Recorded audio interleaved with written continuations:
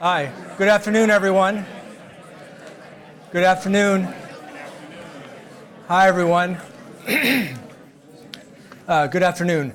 My name is Neel Kashkari. I'm president of the Federal Reserve Bank of Minneapolis. On behalf of the Federal Reserve Bank, on behalf of my partner, Justice Alan Page, thank you all for being here today. We really appreciate this great interest. We had such interest that we had to close the room because we had so many people who had signed up, and so we had a long waiting list. And we're live streaming this, so I hope that the folks who couldn't get in here physically are watching at home, and we're recording all of this, so it'll all be available on the Minneapolis Fed's website for anybody who would like to see afterwards. First of all, thank you all for being here in person. We really appreciate it. I want to recognize a number of people. We have some wonderful folks with us today.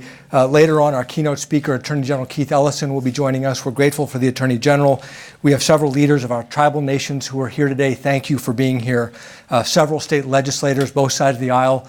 Thank you for being here. Some directors of the Federal Reserve Bank of Minneapolis, some school superintendents and teachers, just a lot of interested people around the state who care about closing the achievement gap. And so thank all of you for being here. And all of our speakers on our panels, thank you for being here as well. Really important to have your voices as part of this deliberation and hearing your ideas and your expertise. What's going to happen today is I'm here welcoming you. And then I'm going to call on one of my colleagues, Anusha Nath, who I'll introduce in a second, to go over the research. At the Federal Reserve Bank of Minneapolis, we pride ourselves in our research. We want to advocate ideas that are grounded in data and analysis. And Anusha is going to show you some of our most recent research as it relates to achievement gaps in Minnesota and what we can do about it. Then Justice Page and our wonderful host, Angela Davis, will come up here and have a conversation about our proposed amendment, why we designed it the way we did, what we hope it achieves. Thank you, Angela, for being here with us. We're going to have two community panels, a policymaker panel, and then a educator and community leader panel. Again, looking forward to hearing these diverse perspectives. And then we're going to welcome the Attorney General, Keith Ellison, to offer his remarks. And then Justice Page and I will join Attorney General Ellison for a conversation. And then I will wrap up, and we'll be having a reception here, which I hope you all can stay for. Housekeeping items, I mentioned that it's live streamed. We have a lot to pack in, so we don't have any formal breaks, but if you need to get up to use the men's room or ladies' room, it's right across the hall. Please do that. There should be information on how to access Wi-Fi in your materials. There's so many people in the room, it's going to be hard for us to send mics around for questions, so we're going to be using a technology called Pigeonhole to collect questions you can submit either via a card or via your smartphone. People watching online will be able to submit the questions as well. There should be instructions here. You go to pigeonhole.at, and then there's a passcode that'll ask you children first, children 1ST. You can get into the system. You'll be able to submit your questions. You'll be able to see questions that other people have submitted, and then the moderators will ask those questions of the panelists at the time. So for each, both for Justice Page and myself, and then for the two panels that follow, you will have opportunities to submit your questions. So please do so. And again, in your materials, it should repeat the same information. So with that, I want to go ahead and kick off with our research presentation. Dr. Anusha Nath has been a research economist at the Minneapolis Fed since 2016. Her research is focused on applied economics, development economics, and the political economy. Anusha and Rob have been, her partner, Rob Grunwald, have been very involved in doing this research to give us the data and analysis to make our best decisions. Just a reminder, the Minneapolis Fed for 15 or 20 years has been a pioneer in work around early childhood education and the economic implications of early childhood education. We're really proud of that work. We think that that work has made a difference in people's lives in Minnesota. And let me just say, people have asked me, why does the Federal Reserve care about education? My role as a monetary policymaker, Congress, the United States Congress has given the Federal Reserve, we call our dual mandate, two goals. One goal is stable prices, thinking of an economy that's not overheating, but also not limping along, and maximum employment. As many Americans as possible participating in the job market. There is no better determinant of your success in the job market than the education that you received. So for us to achieve maximum employment, education is at its foundation. And we're really proud of the work that this bank has done on early childhood education. And we believe that this work that we're doing today builds on that success and can hopefully take it forward. So with that, please join me in welcoming Anusha Nath. Thank you, President Kashkari, for the introduction. This is joint work with Rob Grunwald and Scott Dahlman. The presentation outline is as follows. First, I'll talk a little bit about education gaps in Minnesota. Many of you are aware of these gaps that exist. But what we've done in our report is looked at what are the nature of these gaps and what is the extent of these gaps across Minnesota. And today I will show some patterns across groups and time that we've observed in our analysis. The second part of the presentation will focus on education clauses in state constitutions. So Scott Dahlman and I have collected all amendments that have been proposed since 1990, and we verified them. And what I'll present to you are some patterns that we observe in these proposed amendments across states. And then we'll give an illustration, a case study, which will illustrate that constitutional amendments can be drivers of policy change. So let me begin with the achievement gap patterns.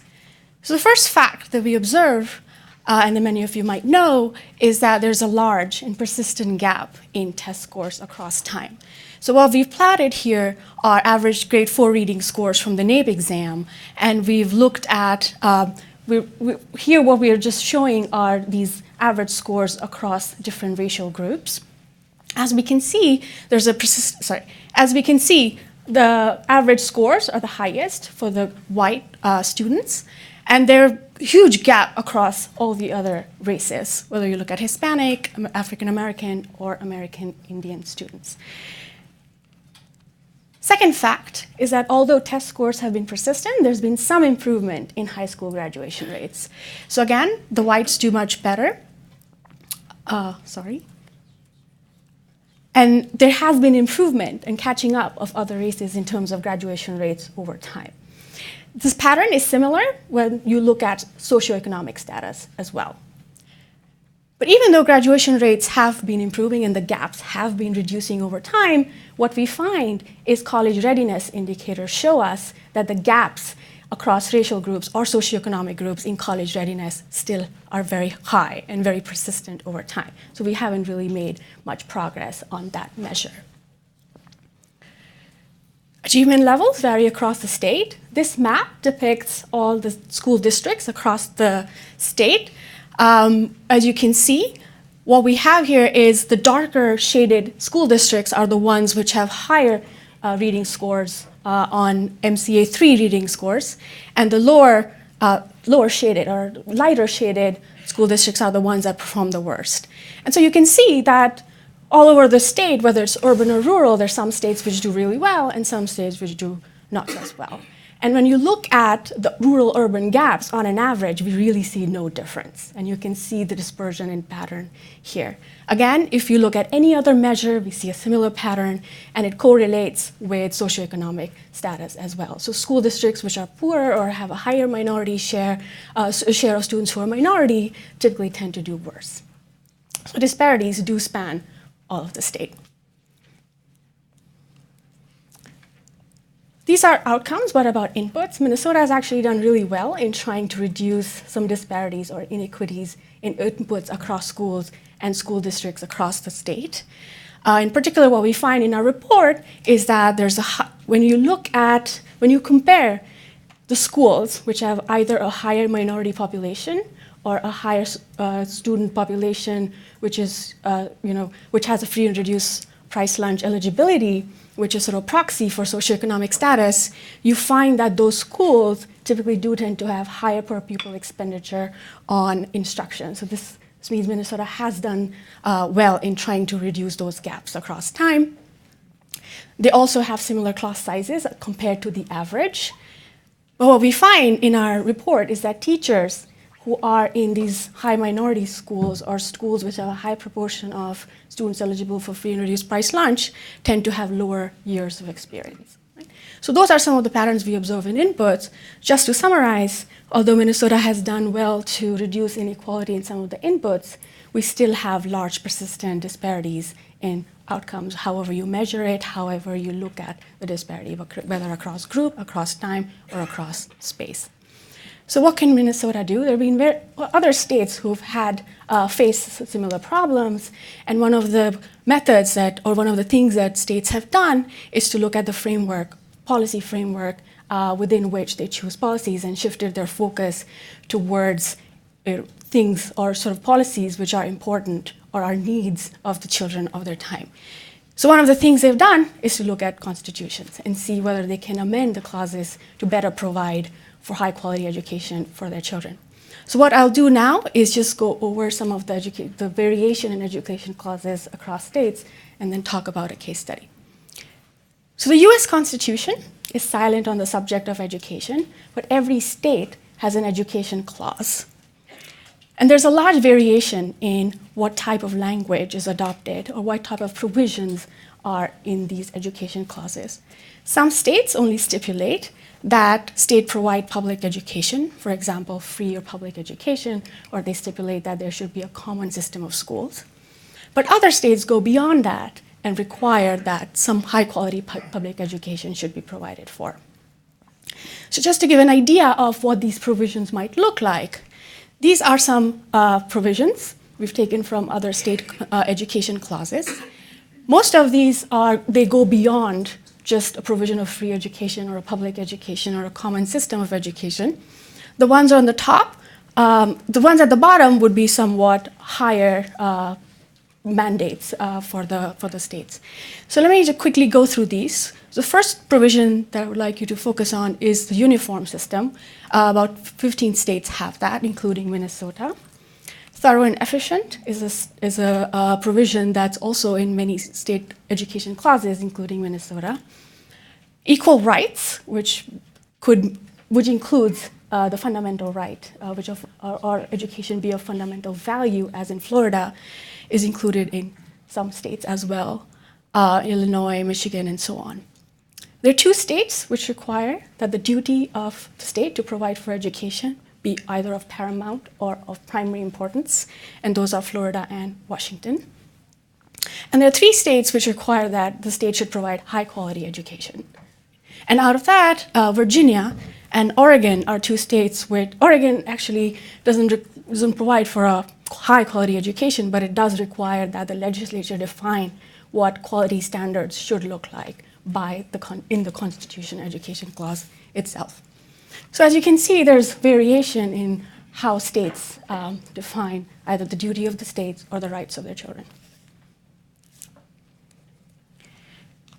Now, all states, the language that they have in their constitutions, including education clause, does not stay constant over time, it changes, and all states include an option to amend. There are 3 main ways to initiate an amendment. Okay? The first is a legislative referral, which all states allow for, which means the legislature can draft a bill. Once it gets passed, then it gets put on the ballot for citizens to vote upon. A direct initiative is a second option, which 18 states allow for, which means that the citizens themselves can collect signatures, and if they get X amount of signatures, then it gets put on the ballot. The third way is an independent commission, which only Florida allows for today. And this is where an independent commission is set up every 20 years to give recommendations directly to citizens about what constitutional amendments could be taken up, and the citizens directly vote on those recommendations. And Minnesota only allows for the first option. So here's a map of the amendments that have taken place in the last 30 years. So Scott and I, we collected these and verified these amendments between 1990 and 2018. There were 312 such amendments across states, and out of which 193 passed. And these amendments they span various issues. They had issues such as fundamental rights, which I'll talk about in a minute. Some of them required states to provide high quality education, which again I talked about a little bit. But they also had issues such as raising the debt limit or providing more revenue or school choice and so on. So every state has different issues that it has adopted based on the needs of their children. So just to quickly summarize, many states have amended their education clauses. In the last 30 years, there have been 312 such proposed amendments, span a variety of issues. But as we see in this map, Minnesota actually does not have any amendments. This is 1990, but in fact, Minnesota has no proposed amendments to its education clause since 1857, when it was first written. So why should we care about amendments? So we'll now present a case study, which is purely to illustrate that when you have constitution amendments, it can lead to policy changes, right? So let me take the example of Florida's 1998 amendment. This, as I mentioned, Florida is the only state which has an independent constitutional review committee. And in 1998, it was formed. And the committee went around and asked citizens for their feedback about recommendations. And one of the things they found was education was very salient. And Florida at that time also struggled with its disparities and achievement outcomes. So the commission recommended an amendment to the education clause, and the recommendation was directly put on the ballot. And the citizens voted for it, and it got 75% of the votes on the ballot. It strengthened Florida's education clause in the following way. So the part that is struck is what was removed by the amendment. The lines that were added were the amendment's recommendation of adding it to the then existing education clause. And to note that how it strengthened the education clause was by including language or provisions, including fundamental value of the people, that education of children is a fundamental value, that the duty of the state to make adequate provisions is a paramount duty. It also included provisions for high-quality education as well. So what did this do? That was 1998. In June 1999, there were a comprehensive set of policies that were adopted in order to execute some of the provisions that were included in the new amended clause. And examples of such policies were, in order to, by recognizing that it's now a paramount duty of the state to provide education, and that the education should be of high quality, one of the acts that was introduced was the School Readiness Act. So the legislature recognized that students can't get high quality education if they're not ready to learn. So they prepared and they provided for early childhood education.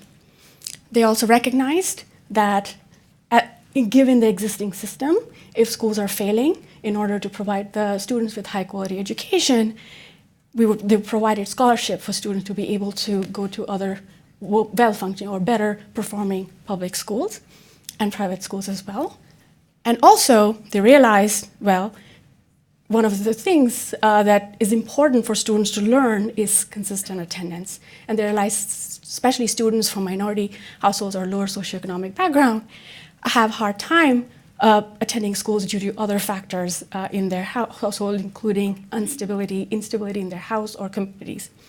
So what it did, it required schools to monitor attendance of students and require that the schools reach out to the families and make sure that the students are able to attend school and mitigate any other circumstances that might be affecting their attendance. Other provisions that they included in order to make sure that there is a provision of high quality is teacher development.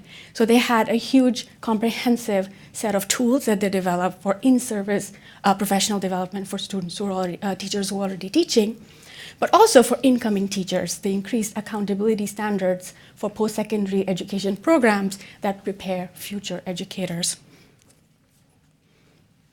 In addition to these legislative policies that came about in 1999, there were two further amendments to the Constitution. In 2002, this was citizen-directed or citizen-initiated amendments. The first was the class size amendment. Again, in order to make sure that quality of education is high, they restricted the number of students that would be in a classroom. And this amendment required the legislature to provide the funding in order to do so. And it passed with 52.4% of the votes on the ballot. And the second amendment in 2002 was the free voluntary universal pre-K, which was available for every 4-year-old child in Florida if they wanted to attend such a program. And it required that these programs be of high quality. So this was a 2002 amendment per se. And it passed with 59.2% of the votes. Now, did it do anything? Well, overall, we know that there was a very comprehensive set of changes that occurred after the 1998 amendment. And what we see since is that outcomes have improved in Florida, so the needle has moved. For example, if you look at the grade 4 reading scores, which I've been showing you in the past, We find that in 2003, in the national rankings of these average test scores, Florida was ranked 33rd, and it ranks 6th today. And in terms of socioeconomic status and disparities, whether they've gone down, especially in grade 4 reading scores, we find that Florida has a 30th lowest gap, and today it has a 6th lower gap. In fact, when you look at racial disparities, today Florida is number 1 in having the smallest gap in the white-Hispanic disparity. In fact, the students who are Hispanic are learning at par with students who are white. The white-black scores are not as impressive as white-Hispanic or some of the socioeconomic gaps reductions, but it still has moved the needle quite a bit. So just to summarize, this example of Florida illustrates that there was an amendment which strengthened the education clause, and it led to a comprehensive set of policies, right, which seems to have, on a whole, moved the needle for students of Florida. There are other case studies. I remember there are 312 amendments in the last 30 years. We've looked at a couple of other case studies which tell a similar story. So the main takeaway from today's presentation is the following. Our research finds that Minnesota currently has one of the largest achievement gaps across race and socioeconomic status in the nation, and these gaps have persisted over time. Minnesota can learn from other states, especially states who've tried to reevaluate the framework within which the policies are chosen and how they've used the education clauses of the Constitution to refocus on the core issues that they think are important for their children. And what worked in Florida or Louisiana or any other state may not work for Minnesota, but hopefully the case studies have convinced you that constitutional amendments can be a driver of change. And with that note, I would like to call upon Angela Davis, who will be talking about why an amendment in Minnesota. Thank you. Thank you, Anusha. And thank you to all of you for joining us today. I'm Angela Davis from Minnesota Public Radio. I love a good conversation, and I love bold new ideas. That's why I'm so honored to be here today with you today to talk about this idea, this proposal to address Minnesota's achievement gap. I have a lot of questions about how this proposal would work, why there is such a strong belief that it would make a significant difference in the lives of students across our state. And I also want to know, is it feasible? So I want to introduce the two people who say they have answers to all of these questions and that they have some evidence to back it up. Let me introduce our panelists, and I know that you all already know them well, but we have Neel Kashkari here, who is the president and CEO of the Federal Reserve Bank of Minneapolis. He is a former aerospace engineer who later served in several senior positions at the U.S. Treasury Department. And you may know that also in 2014, he ran for governor of California on a platform of economic opportunity.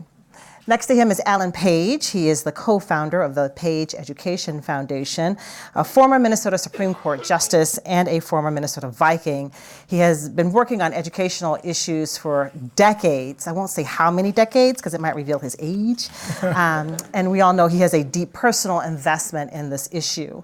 And so I'm going to sit down and ask you all a couple of questions. And first of all, I know this issue is important to you, but it seems like the persistent achievement gap here in Minnesota is more than a problem that you find interesting. You seem genuinely disturbed by it. And so, President Kashkari, tell me, why is this so personal for you?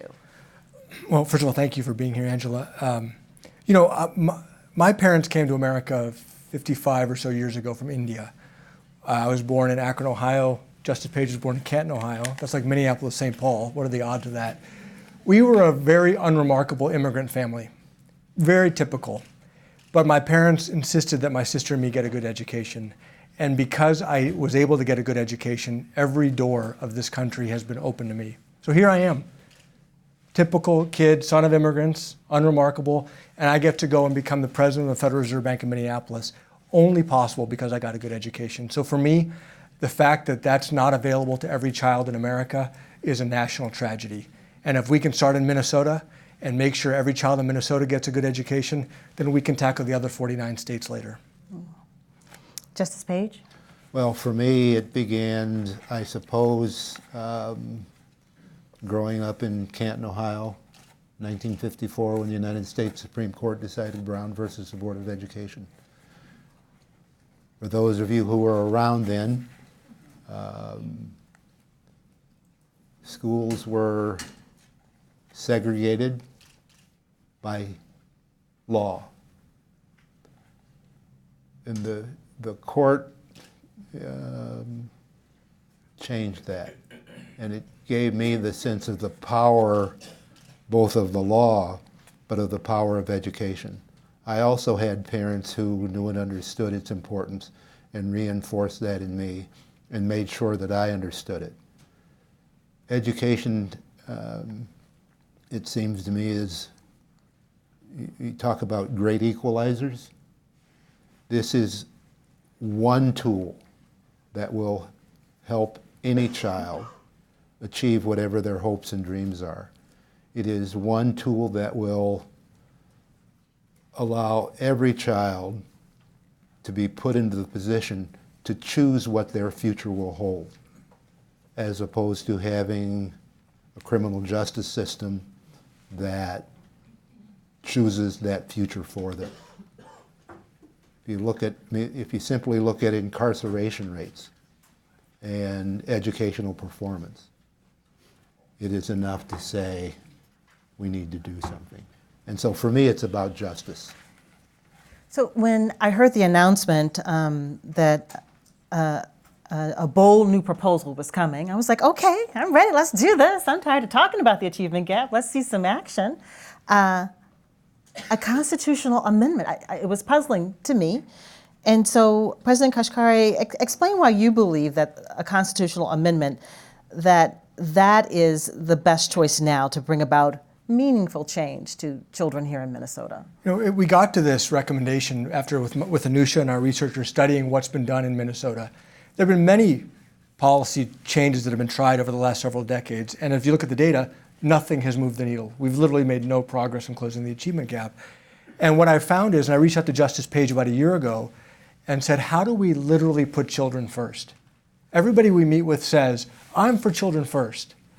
But then what we found is, one party has their proposed solutions, their preferred solutions. Another party has their preferred solutions.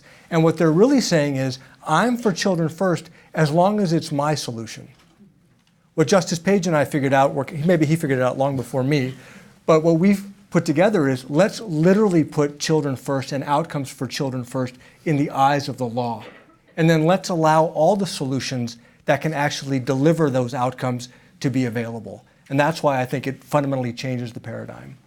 Justice Page, we haven't seen much progress. Why do you believe that a Much progress? We have not seen much progress. We seem to be going the wrong direction. We seem to be going backwards instead of forward. So I'm not sure about much progress. No progress. No Negative progress. Negative progress. We're sliding.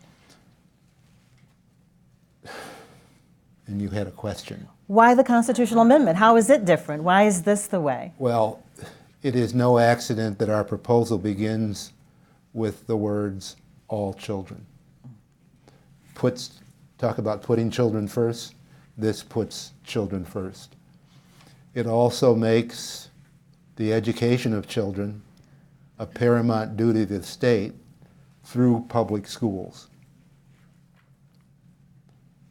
so that you give children a fundamental right to an education that requires, through an amendment that requires that they be prepared to participate fully in our economy, our democracy, and our society. You create standards, and those will be created by parents and everybody else along the way. And just, those standards are a hot button issue. If we didn't have standards, how would we know we had this gap? And how would we begin to fix the unfairness that children face if we didn't have standards? Well, I look at this room, there are a lot of educators in the room, and I'm curious about, how would a constitutional amendment, what would it do? How would it change the day-to-day activities at a school or in a classroom? Well, first of all, it's going to I think, move the needle to get the legislature and the rest of state government moving towards putting in place policies and procedures that work. I mean, we know what works in schools. For whatever reason, we come at it from a million different directions, and everybody's trying to do the right thing, but none of it seems to come together. This will, I think, be a catalyst for breaking some of the log jams that we face. The other thing is, I should note that the current Constitution focuses on the system and inputs to that system. This shifts the focus a bit to children and outcomes. And so on a day-to-day basis, that is to be seen. But it's going to empower and give voice to children and their parents who are not having their right fulfilled, to go to the legislature, go to the governor, and go to the courts and say, I'm being denied my civil right. This is literally creating a civil right in the best tradition of this country. And you think about when civil rights have been created or expanded, the right to vote. It doesn't lead to necessarily transformation overnight, but it leads to structural change that fundamentally transforms society. So Justice Page and I challenged each other. We said, what could we do so that we're not having the same conversation 20 years from now? This is the most powerful idea we've been able to come up with. But as he said, we can't tell you, what is the system going to look like 20 years from now? I don't know. Justice Page doesn't know. But we do know that children will be first, and the entire state, the paramount duty of the state, will be ensuring that every child in Minnesota gets a quality education. That's transformation that gets me excited. Through public schools. Yes. And I emphasize, through public schools. You said something interesting. You said, we know what works in schools. You visit classrooms regularly. In your opinion, what works? What works in school? What do you see that is working, that needs to be spread? I have the good fortune and the privilege to have a school named after me. I know you do. And I'm happy about that, too. I am too. And you will have the good fortune to hear from Aaron Rathke, the principal of that school. But I walk into the building and I see teachers who are not only concerned about children, but are working in everything they do at every stage of the day to ensure that children learn. They're welcoming, they're understanding, and it's not just to the children in the school, but to their parents and families. We talk about community, and they are organized around grade levels. Each grade level is a community, and that sense of being a part of and a contributor to, that I think lifts everybody. So that's one of the things that happens on a daily basis. I mean, you really need to spend some time in schools. I will say for the last 50 years, I've been in schools and classrooms across this country, talking to kindergartners, talking to and with kindergartners, and talking to and with high school seniors and everybody in between. And all of those children want to learn. They're curious, they're interested, they're exciting. They just need an environment and a place to go to that nourishes that and encourages it and allows it to come out. President Kashkari, the proposal comes on the heels of new research by the Federal Reserve, and we just heard some of the findings in Anusha's presentation there. What stands out to you in those findings? What is most noteworthy there to you? A couple things. One is that we've made no progress. I mean, the graduation gaps that Anusha showed closing, but if you look at that and then look at the college readiness gaps, we can graduate everybody tomorrow and just pretend that we don't have a problem. We're already doing that. And we cannot allow that to continue. And that's why Justice Page and I worked on making sure that there is accountability built into the Constitution till we make sure that students are in fact learning, because we don't want to take the easy way out, because we're not going to be doing anybody any favors if we do that. So that really jumped out at me, the lack of progress. But then when I hear education policymakers say, oh, but the graduation gaps are closing, that's the easy way out.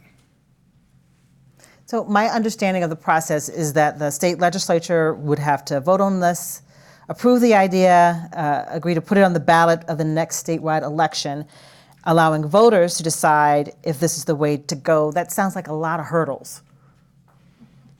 Well, life is full of hurdles. And you either figure out how to get over them, around them, or through them. And I like to think that we live in a state where everybody has an interest in putting children first. I mean, let's face it, from an economic standpoint, every lost child is a lost employee, a lost customer, and a diminished taxpayer. So why wouldn't we want to put children, that's just from the economic side, put aside the human cost. I believe that our legislature is prepared to do the right thing. You got kind of quiet there. Well, that's so that everybody listens a little more. They linked in? Okay. Exactly. Do we have challenges in front of us? Of course. But at least from my vantage point, if we don't do anything, then we can be here long after I'm gone having this same conversation. President Kashkari, the hurdles you have to... I'm new to Minnesota. I moved here 4 years ago. I was most taken aback when I discovered these disparities that are here. But I do think that Minnesotans care about each other. I do think Minnesotans care about their neighbors. It's not just their own kids, it's their neighbors' kids. I do think we have a real chance. I think if the legislature will support this and we can get this on the ballot, I believe that the people of Minnesota will put children first. And so to me, let's give the people the chance. Let's let the people speak. What if you have the scenario where, people across greater Minnesota, here in the Twin Cities, you have the support of the voters, the constituents, but the legislators may not be expressing what their people are telling them? Well, then I would ask the people across this state to let their legislators know what they think. These disparities, as pointed out in the research, affect kids in Roseau just as much as they affect kids in North Minneapolis, as they affect kids in West St. Paul, as they affect kids in Pipestone and Winona and Duluth or Grand Marais or wherever it may be. All of our children are being shortchanged. All of those children who are children of color and economically disadvantaged. This is an opportunity to give them a chance to achieve whatever their hopes and dreams are. And I just can't believe that we will let this opportunity pass. So what's the strategy to build support? What do you do?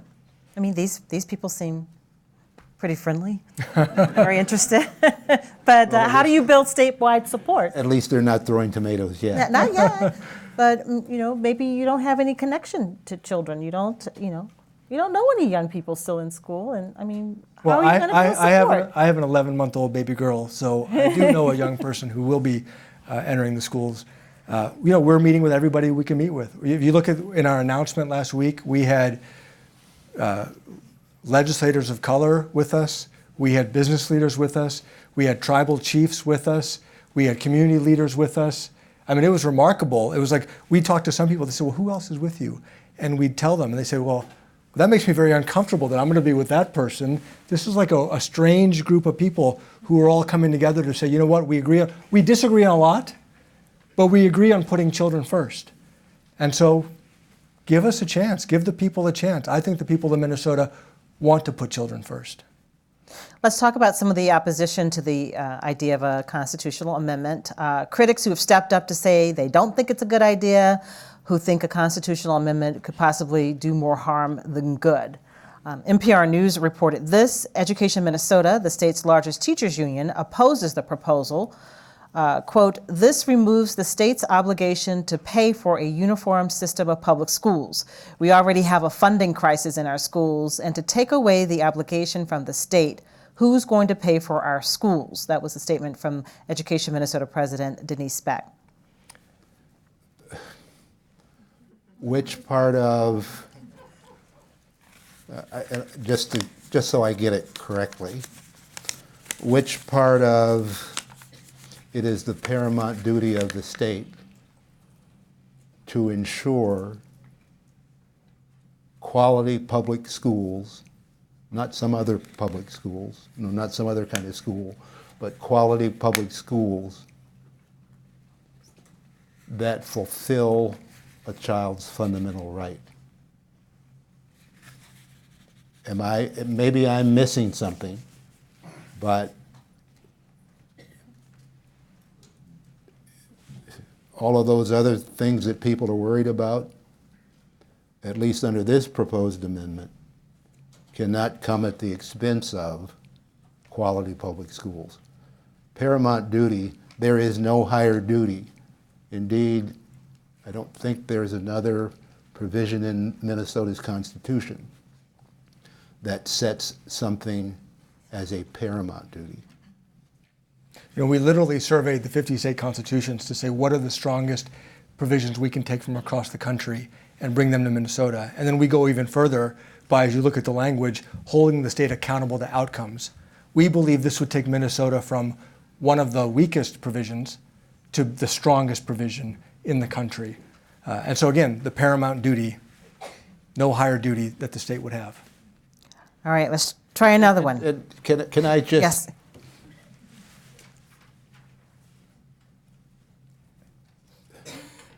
The current constitutional language doesn't preclude all of those concerns about vouchers and all of that. The current language doesn't preclude that from happening. It strikes me that the proposed language is stronger than the current language in that respect. The Star Tribune reported this after the announcement of your proposal. They went to Governor Tim Walz, and he issued a statement. Through a spokesman, Governor Walz said he's glad to see the Fed and the business community championing educational outcomes for all Minnesota children, and he looks forward to working with them to ensure that every child has access to a world-class education, regardless of their race or their zip code. What do you take from that statement? Well, we're reaching out. We've been reaching out to everybody across the political spectrum, and we welcome anybody and everybody to be with us.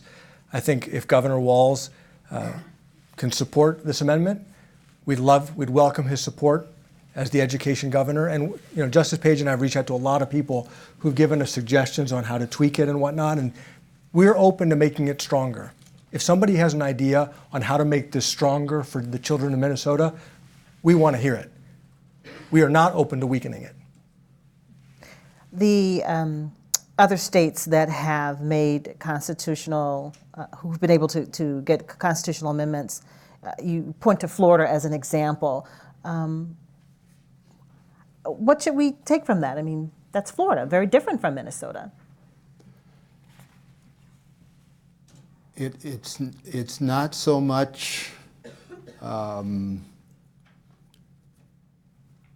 that that we need to follow in Florida's footsteps, but it seems to me that what happened in Florida is it broke the logjam, if you will. It got things moving. It got things moving, and it gave people an opportunity to come together to do what was necessary. We don't prescribe remedies because, people from all different backgrounds and perspectives and positions have good ideas. We don't want to preclude any of those, but we also don't want to sit here and have a fight over them either. We need to give people an incentive to come together to make it all work. And that's what I think happened in Florida. And one thing that Justice Page talked about earlier, what kids in different parts of the state need are going to be different. And so we don't want to sit here and prescribe, hey, if this works for kids in North Minneapolis, this is what kids in Bemidji need. They probably need something different. I meet with families who say, yeah, Minnesota's got open enrollment. It's a leader in open enrollment. We just can't get our kids there. How do we get our kids to those schools? Well, maybe some families need transportation as part of their solution. So it's not the school, it's the transportation. That's why we designed this to be neutral, to just provide families and kids what they need to be successful in their city, in their town, in their situation. All children have a fundamental right. That means to me, as I would read that every child has a fundamental right to an education that prepares them. I want to read some of the questions now from our audience members, and thank you for submitting those. This first question is, what's your understanding of the impact of housing, nutrition, and early child care on the opportunity gaps that produce disparities in educational outcomes? How will this address any of those inequities? Before Neel gives you his economist perspective,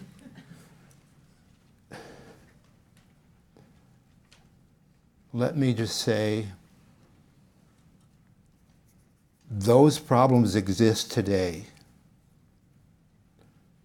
We have to figure out how the education system that we want will deal with, or how do I say this?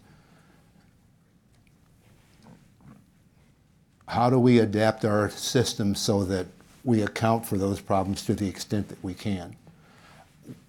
We're not going to solve those problems except by educating those children. If we don't figure out how to educate the children, and maybe it's a little bit of the chicken or the egg, but if we don't figure out how to educate those children, those problems are going to persist. The solution to those problems is education for each child.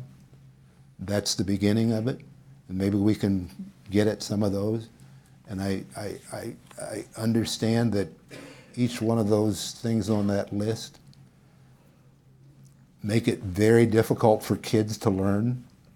I mean, if you don't have a home, Right. if you don't have good nutrition, if you don't have good health, we can't solve those.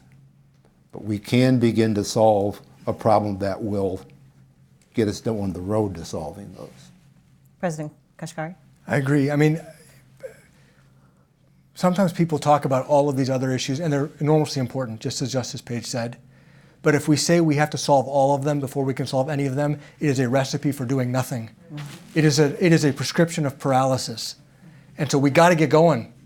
And Justice Page and I, if you have a plan to tackle housing, we'll work with you. But let's get going on education. Another question, what is the strategy for responding to the Minnesota Teachers Association's opposition to this proposed constitutional amendment? It is the paramount duty of the state to ensure quality public schools that fulfill a child's fundamental right. We had people come to us. I didn't say it. I'm just the messenger. So what, you think there's a misunderstanding? Or? Give their words their common and ordinary definition, and I think you can figure it out. We had people come to us early on as we were debating language, because we want this to be as bipartisan as possible. Big Tent. And they said, oh, we want you to take the word public out of here so you can support religious schools and private schools and vouchers. And we said no. And that's why it says public education, paramount duty for quality public schools. This is about supporting public education. Anybody who misunderstands that has an agenda. Next question. Could you please directly address the politics of this proposed amendment? It seems to have touched a lightning rod and immediately become politicized. Why? What's your plan to overcome that? Talked about hurdles. What's the plan? Pull everybody into the tent we can, by whatever means necessary.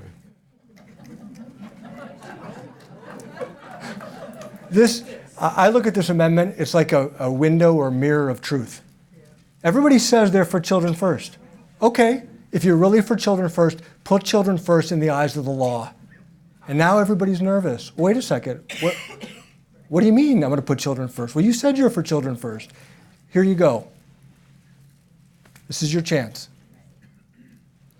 Another question. In other states, constitutional amendments intentionally open the door to legal challenges by families and students. Will legal challenges lead to the reallocation of resources necessary to address gaps? Individual right that requires that you provide me an education that will prepare me to participate.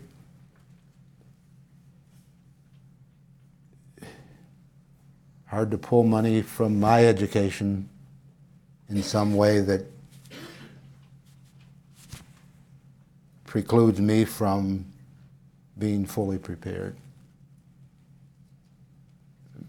Maybe a clearer way of saying that is, may there be some litigation? Certainly. How that litigation will work itself out, who knows? But I can tell you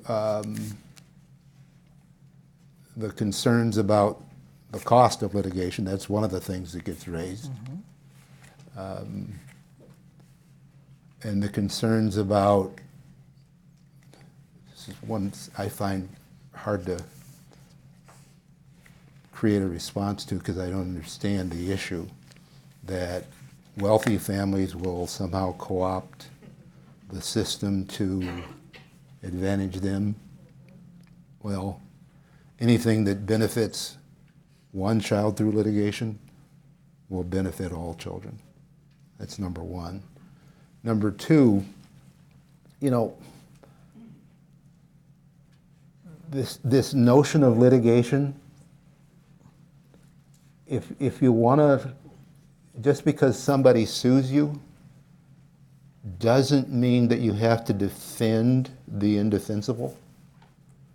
And we have a system that is working now that is indefensible.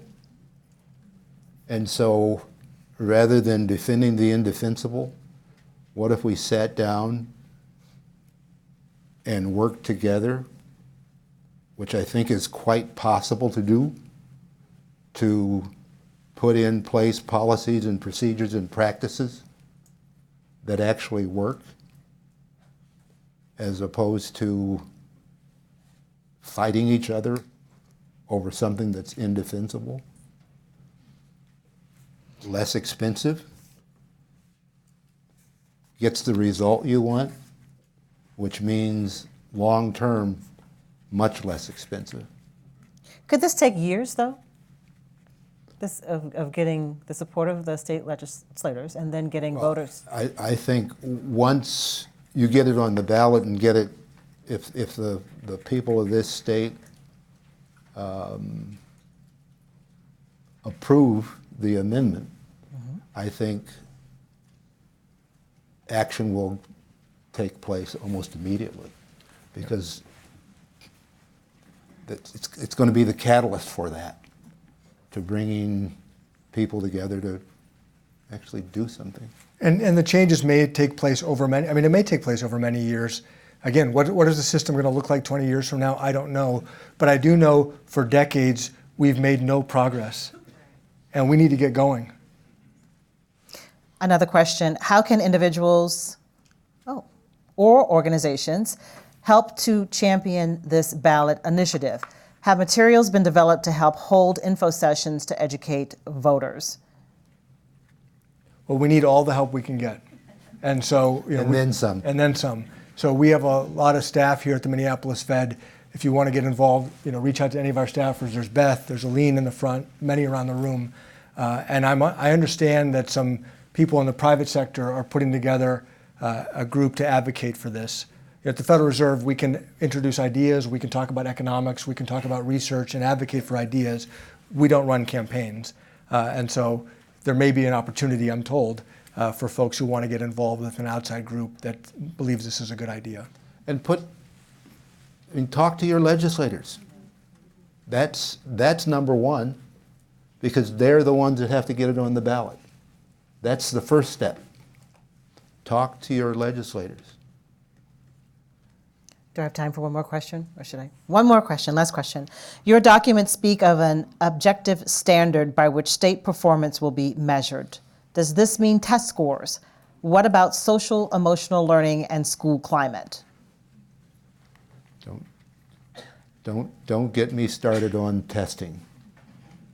This system that we have now, we want to keep that. Do we like that? Do we want to keep in place a system that is used to identify failure and does nothing to help the individual child progress? I mean, we don't even take the scores and identify where they are at the moment and then use that to map out where we go from here. We just simply say, here's the score, you failed, you're a problem. What we're doing now with respect to standards, and I mean, you do need standards to figure out where people are, but I can't remember the list, but the social, the emotional, all of that. School climate. School climate, presumably that gets put into the standards, and they can be objectively done so. We don't propose to set the standards. The state has standards today. The people set the standards through their elected representatives. That process should continue. That process will probably evolve because they're going to be even more important going forward. Let's just hold the state accountable to whatever standards the people choose to set. I mean, if we met the standards that we have now, we wouldn't presumably be having this conversation. But we're not meeting those standards with respect to children of color and poor children across the state. We're simply not doing it. We have plenty more discussion to come today, but this concludes my conversation with President of the Minneapolis Federal Reserve, Neel Kashkari, and Alan Page, co-founder of the Page Education Foundation and former Minnesota Supreme Court Justice. Thank you for answering our questions. Thank you for your questions as well. I'm going to turn things over now to Aline Chur-Imhoff. Yes, did I say that right? Aline Chur-Imhoff from the Federal Reserve for our next panel. Thank you. Great, thank you. So I'm just going to come this way. We need 2 seconds just to add some chairs and then take a quick break. We're going to go up. Yeah, they're just going to add a couple chairs for us.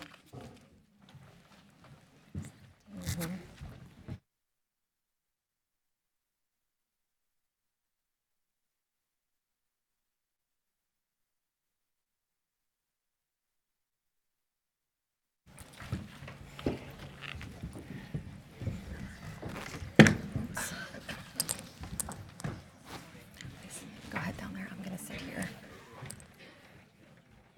Keep going. Keep going. Sorry. No. I'm going to be on the end. Yep. Keep going. Yep. Good. All right. Well, thank you very much. We have a distinguished group of business leaders today and policymakers to respond to President Kashkari's and Justice Page's proposal. We have about 50 to 55 minutes for this panel, for this first discussion. And so rather than spending a lot of time introducing each panelist, I'm just going to refer you to your agenda. Their brief bios are actually in the agenda. And I just want to jump right in. Let's start with you, Doug Baker. You're the CEO of Ecolab, a major global Fortune 500 corporation, and you've been engaged in education policy for many years. Why do you see the educational achievement gaps as a problem? Now that everyone's seated, I've given you a second to catch your breath. Welcome. Well, I mean, there could be a very long answer here, but at the end of the day, you know, all of us count on a healthy society. I don't care if you're in business, if you're an artist, if you're others. I mean, we all count on it, and you're not going to have a healthy society if you are withholding quality education from a significant portion of your population. And yeah, I could give you, will it hurt business? Well, sure, ultimately, but I think it's way beyond what its direct impact is on business.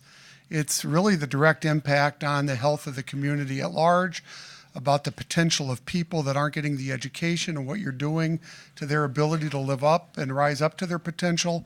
So there's a big moral issue. There's ultimately an economic issue. I mean, go on and on. It's not as simple as if we don't do a better job educating our kids in the Twin Cities, somehow large companies are going to be harmed.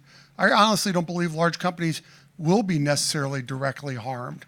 I think it's a lot bigger than that, quite honestly, that the community will be harmed. Ultimately, if you have an erosion, you end up harming everybody involved who counts on the community. And I would say the system itself becomes under question because there's not fairness in terms of people's ability to get after opportunity. If you're precluded from day one of getting a shot at an education, which is a prerequisite for, frankly, competing in the world that we see today, not the one that's been invented. So, I mean, it's all those things. Well, thank you for that. I'm actually going to now turn over to Kathleen Harrington from a Rochester perspective. Anusha Nath and Rob Grunwald's report shows that these achievement gaps are as persistent and as relevant in greater Minnesota as they are in the metro. What are you hearing from your members about education and its role in supporting Rochester and the surrounding communities? Well, I think it's not particularly generic to Rochester, but to all of Minnesota. I don't think we're different. The achievement gap is driving inequities that can really affect the fabric of our society. And that is of great concern. And if I could just editorialize here a little bit, I'd like to just congratulate Justice Page and President Kashkari and I'm from the East Coast, so I'm not Minnesota nice. I'm going to applaud you for saying, congratulations for saying the Minnesota miracle does not apply to everybody in this state, because it doesn't. And you have pointed it out, and it's time that is not a politically correct thing to say. And what we hope will happen is that the discussion starts to focus on that. And we stop talking about graduating from college, and we talk about readiness to learn. We know what needs to be done, and we're not doing it. We know leadership in schools matter. We know readiness for kindergarten absolutely matters, and we're not doing it. So we applaud the disruptive conversation. It has to happen. We're concerned about the impact and what does it mean, but we want to have this conversation. We've seen what works in our community. We're seeing the University of Minnesota, Rochester produce the future healthcare workers with no achievement gap, none. And it's 37% of kids of color, 57% first generation new kids, another 30+% Pell Grant kids, no gap. We know what can work. We're not doing it, and you are forcing with this conversation these tectonic forces to come together, face each other, and duke it out. So thank you for that. Well, thank you for that. So Charlie, under your leadership, the Minnesota Business Partnership has led policy change in early childhood and education fields for many years. Can you tell us a little bit about why the educational achievement gaps are an area of focus for you personally and the partnership? Sure, and I also want to thank Justice Page and Neel for pointing this out. There's a lot of issues out there that the business community is concerned about, everybody's concerned about, but you're right, this is a crisis situation. It took courage for you to do this, and frankly, right now, in this kind of divided political environment we're living in, this is the kind of leadership and courage we need to get things done. So thank you for pulling us together. I think that the two reasons the business community has focused on the achievement gap in particular, and this isn't new. This is since the business partnership started, which is the CEOs of all the large companies in Minnesota. Education was the first issue we tackled. It continues to be the top issue we tackle. We've been very involved in early education, but the achievement gap over the last 10 years has been our number one issue. And the reason we're involved, number one, as Doug said, it's a moral responsibility. The people who lead our companies in the state are members of the community. They raise their families here. Guys like Doug Baker went to high school here. We've grown this community. We love this community. It is a moral imperative that we address what we believe is one of the most impactful and kind of heinous problems we've got in the community. So, number one, it's a moral obligation for us to be engaged, and frankly, it's shameful, right? It's shameful what's happened here. We love Minnesota, and we have a lot to be proud of here. We have a great healthcare system. We have great parks. We have a good transportation system for a lot of our kids. They have great ACT scores. For us to have the worst education gap in the country is embarrassing. So for all those reasons, we've got to do it. Number two, as Doug said, it's not number one, but number two is we need talent. Right? We cannot afford to leave half of the students of color in Minneapolis who don't get a high school diploma. We can't afford to leave them on the bench. By 2025, we're going to have 230,000 open jobs in this community, 230,000 jobs unfilled. At the same time, we're doing a disservice by not providing an equal opportunity to these particularly children of color around the state.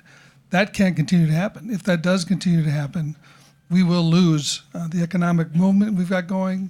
The economy won't strive. The economy doesn't strive. We don't lift up everybody in this community. So it's not only a moral imperative, selfishly, it's critical that we have the talent in this state so we can drive an economy that helps everybody. Well, thank the three of you from the leaders of our business community for kind of leading that initial part of the discussion about why this matters to you. I want to turn to our two lawmakers here. Representative Moran, you have a degree in early childhood education. You're a legislator. Are you hearing some of the same things that you've heard from the business community about it being a moral issue, about it being shameful, some of these educational achievement gaps? What are you hearing from members of your community? Well, it's definitely very shameful.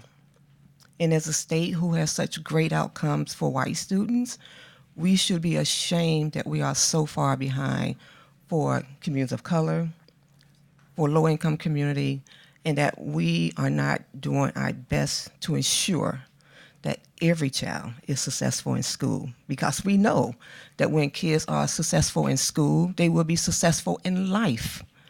It is that paramount that we work towards not just an adequate system, but a high-quality educational system where every last one of our kids are being successful from pre-K to post-secondary education. And, you know, I just think we're smarter people now. We know so much more about adverse childhood experiences. We know so much more about trauma. We know so much about brain development, that investment in early learning so that kids are entering kindergarten ready and prepared, reading by third grade. And of course, we know in this day and time, you have to be reading before third grade. Right? There's some expectation going into kindergarten that you can identify letters and words. And so it is really paramount. And, you know, currently, legislatively, we have to do more. We have to be more intentional.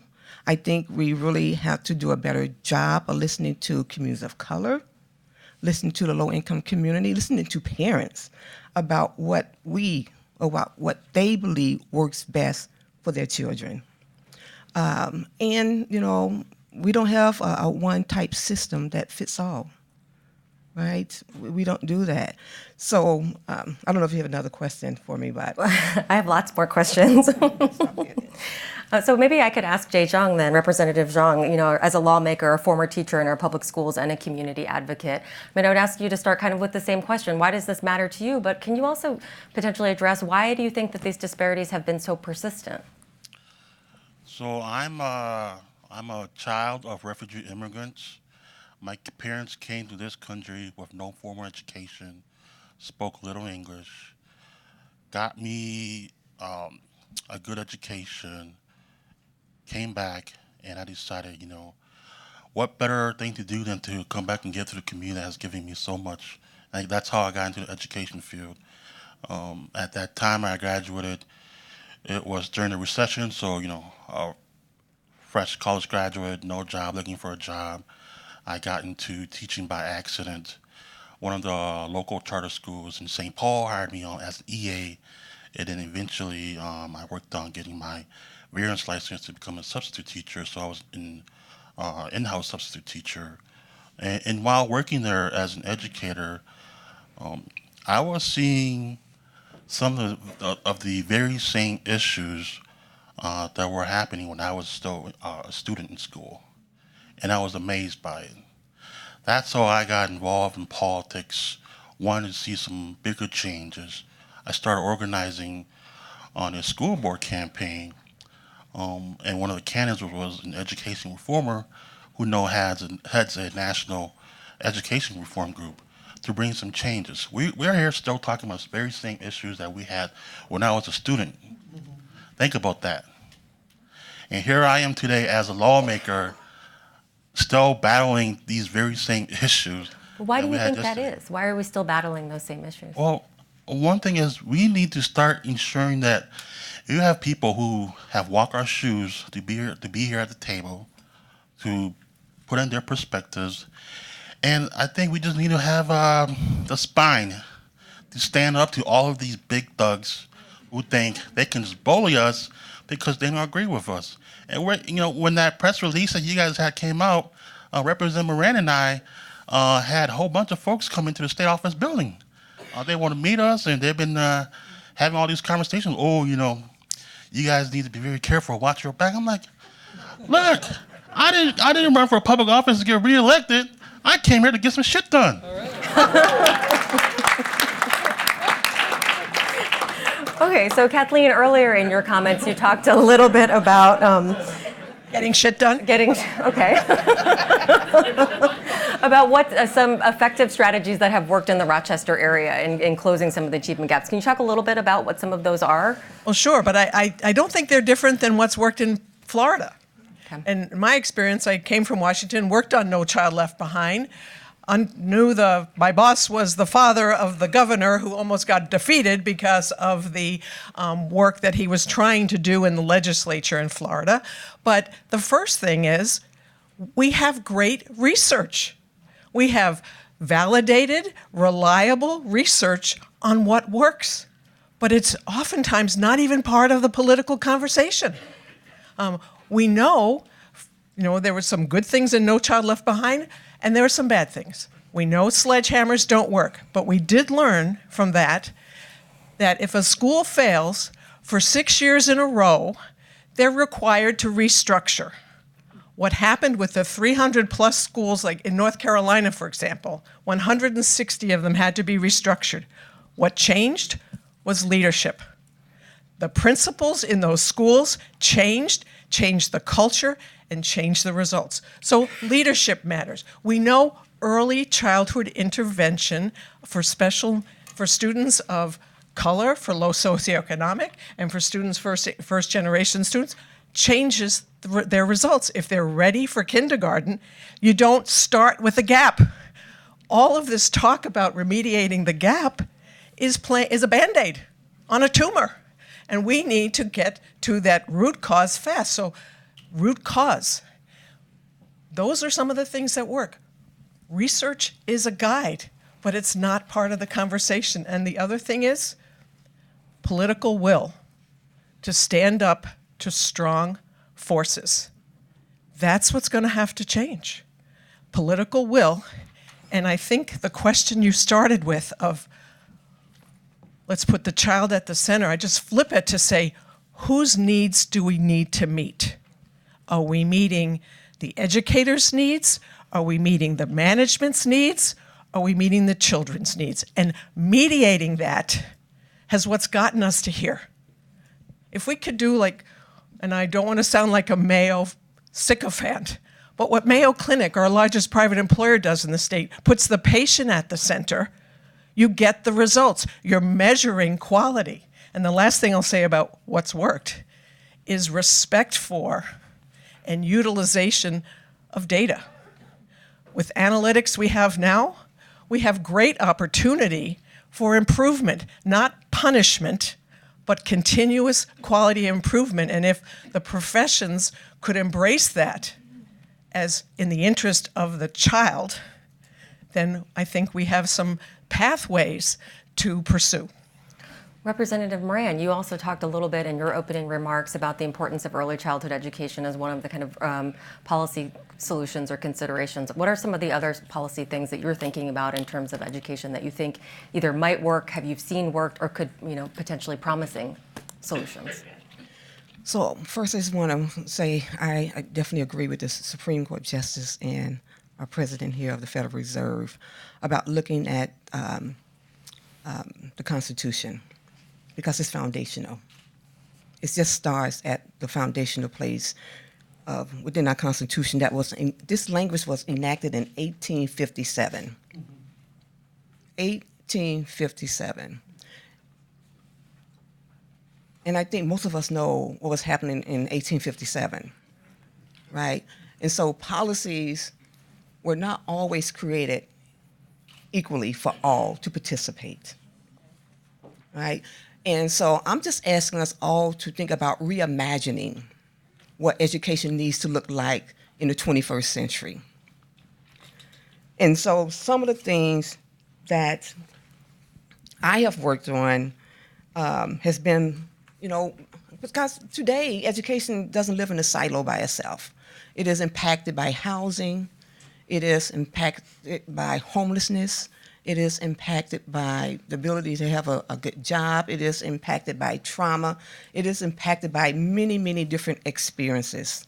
And we can't not just focus on education in the 21st century by itself, because families don't live that way.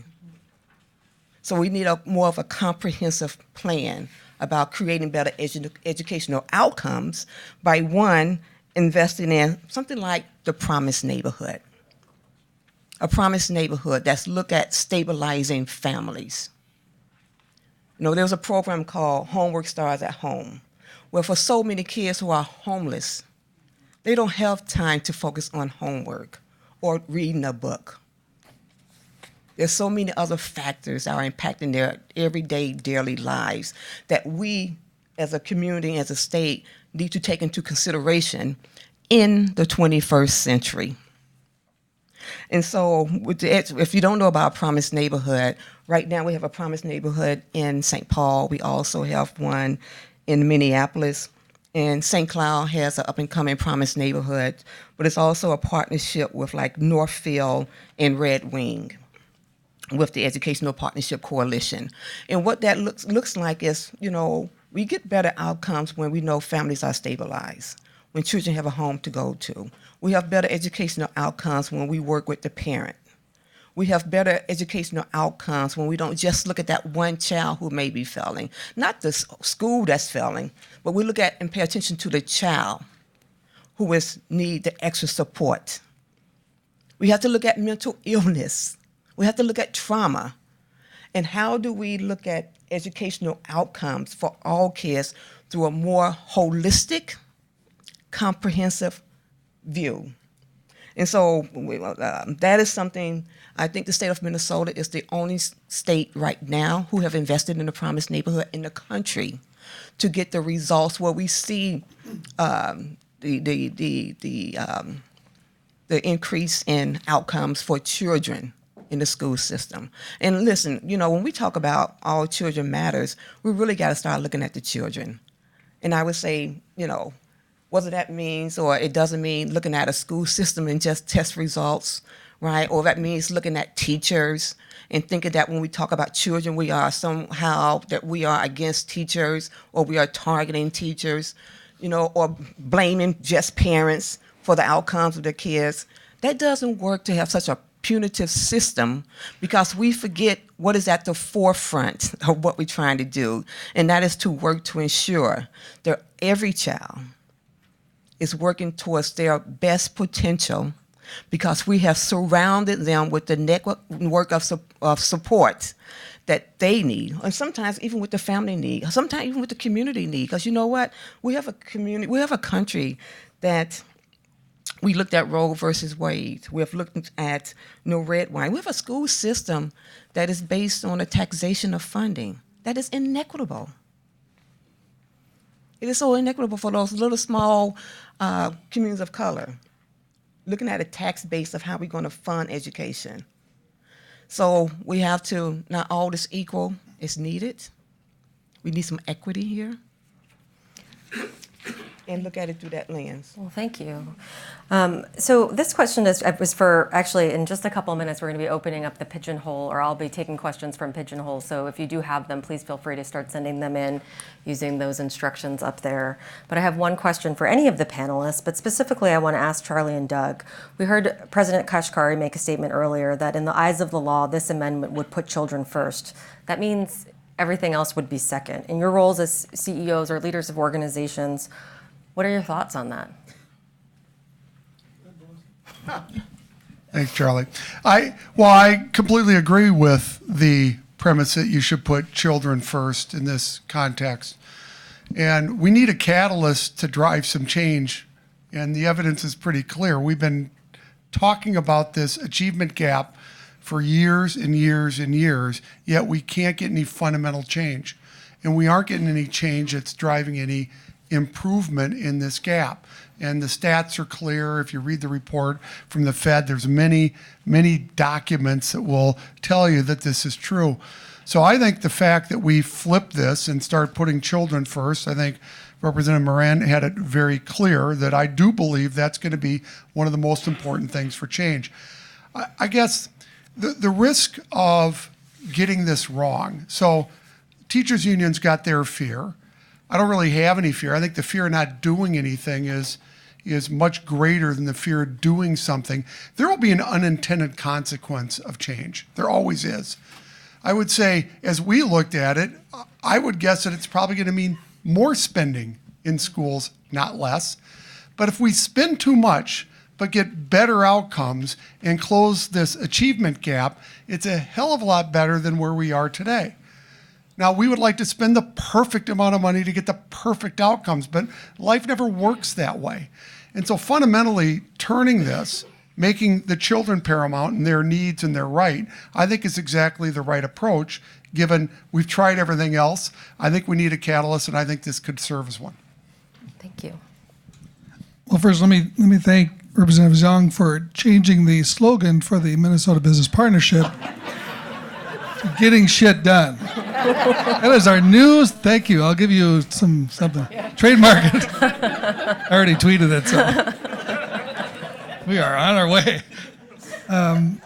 I agree with Doug, and I think that's the beauty of what Justice Page and President Kashkari have done with this is putting the onus on the children. And it's going to be a tough fight at the Capitol, as the legislators have said. It's going to be a tough uphill battle, but I don't see if that's the clear focus, and that's where we continue to talk about, is this is about the children, not about the adults. It's about outcomes. It's not about inputs. And I think we got a shot, but we have to be focused like a laser on that as the principal goal. Thank you. Kathleen? And just add that it will be a tough fight politically. And as was said, we're in the midst of a country that is very divided and a state that's very divided, and to be mindful of the fact that this is moving a lot of cheese. This is moving a lot of cheese and changing responsibility. And it's going to require a lot of breaking down of some power forces, unwrapping them, peeling back the onions, having honest conversations. Not pretty. Not easy. Takes time, takes political courage. And the last thing I'd say is we've not taken a position on this in the Rochester business community. And the one thing I would want to say is that we've got to have the disruptive conversation, but we've got to learn from other industries too, where failure was greeted with more litigation. Healthcare is a perfect example.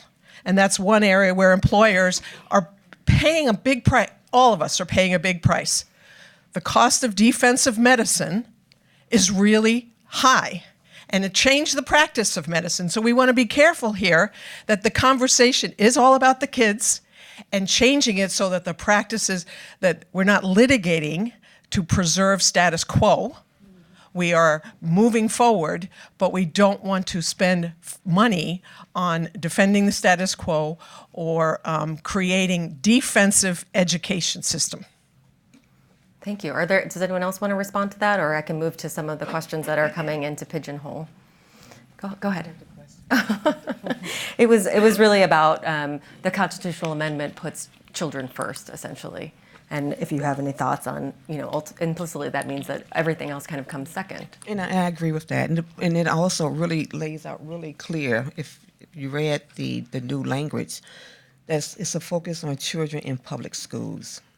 So for all those who are fearful that it's opening a door up for something besides focusing on quality education in our public schools, it's just a no-starter. We want our kids to be successful in school, and the priority must absolutely be on every individual child in our schools, in our public school system.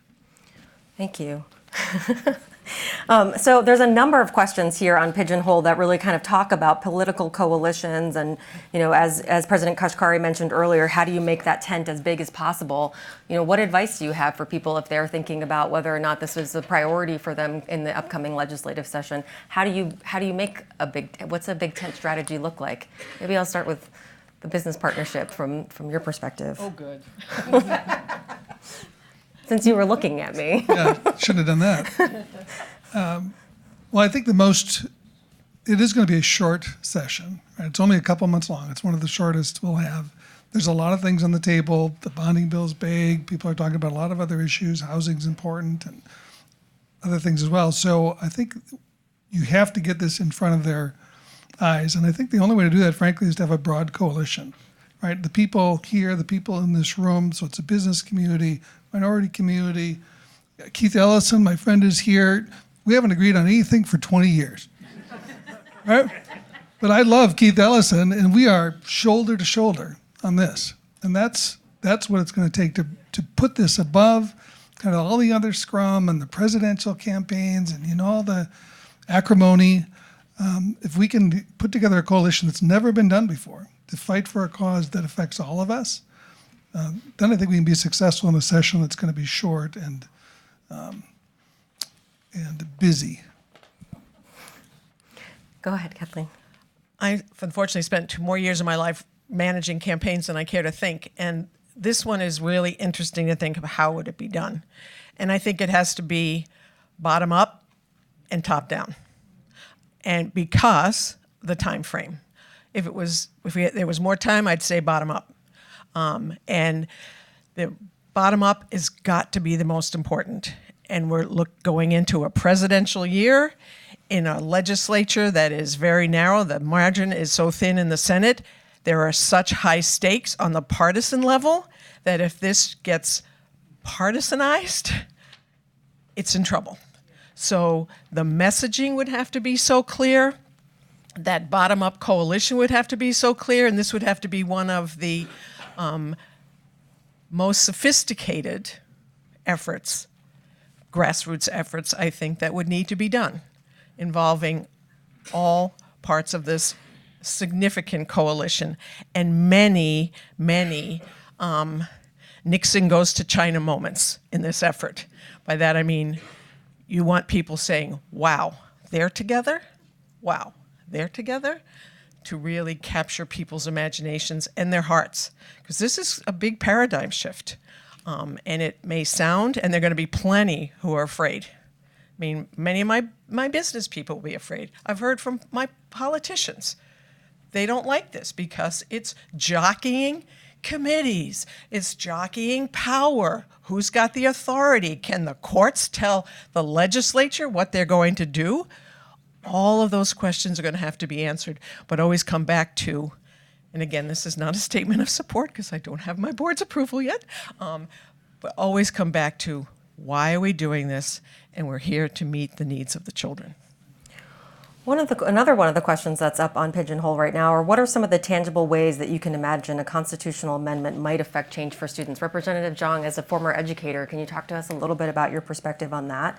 The second part of that question is, why call for large-scale support of this and not universal pre-K, for example? I'm going to refer to some of the policies that we were able to accomplish last year, which speaks to why we need to get this done.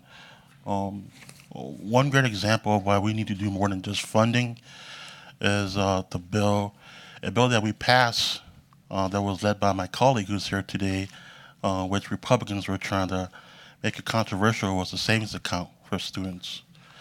Education is the bedrock of our country, and for black and brown folks like me, we need an equal footing in education. What Representative Colley's bill does is it gives black and brown children from underserved communities, low-income families, in the same equal footing as their white peers. Another bill that my colleague Representative Fu Lee worked on in past sessions is data desegregation. When we sum all Asian Americans into one group, the data skews people who look like me, first generation Hmong American, compared to a third, fourth generation Chinese American. It does not give an equal picture of the challenges that we're facing. And when it comes to this Constitution, when it comes to addressing the needs of our students who are our future, we have to think about the measures that we are going to be putting in place, the impact that it will have on many generations to come when we are having these conversations at the legislature. And I know that some folks may get uncomfortable, especially for those of you, especially my colleagues who come from a little bit more privileged background, who may not have the same experience as me and Representative Moran. But I want you all to know that you have to also look at your background, where you came from, how you got to where you are today, and look at where we are today too, and try to see how you can be an ally instead of just texting me, shooting me emails saying, no, you can't do this, you can't do that. These folks don't come after you. Thank you. Does anyone else have any thoughts that they'd like to share on that idea, just in terms of what do you think are some of the maybe practical changes on the ground that we might see from this amendment? This is more process than specifics, because I think we know a lot of what works. But I would urge, and I think I would go back to my community and say, let's sit and all talk about what has worked. Let's gather data. Let's understand what has worked in our own community, in other communities. So as this theoretical but important conversation is happening, there's a growing understanding of what does work. And that, when you saw what happened in Florida, that amendment passed, quickly thereafter, there were policy agendas in place. So we should be having dialogue too about what does work. I mean, the question of universal pre-K, is that the right answer? I would say that those resources should be highly targeted. We look in Olmsted County right now, we have more births than deaths, but we have more out-migration than immigration. But we know 20% of the new people in our county, in Olmsted County, are babies of color and first generation. We know that 20% is going to be coming into kindergarten with less preparation. Data shows us that. Why can't we be preparing for that now? So I would just offer, as we're having these conversations in communities, grassroots conversations about what this is, let's talk about what does it mean to, in terms of public policy, and start to develop some consensus around that. Let me just say this, that in regards to the legislature, in the legislature currently we have 19 legislators of color, more than we have had in the history of Minnesota politics at one time. And I'm gonna tell you why that's important. It is important because, and I say this because, I'm an African-American mother who have to worry about the outcomes and impacts of education on my child way different from many others. And it's that, we keep saying we know what's working, but I think we do it well. We do, but sometimes we don't do what works. Oh, amen. Right? That doesn't always happen.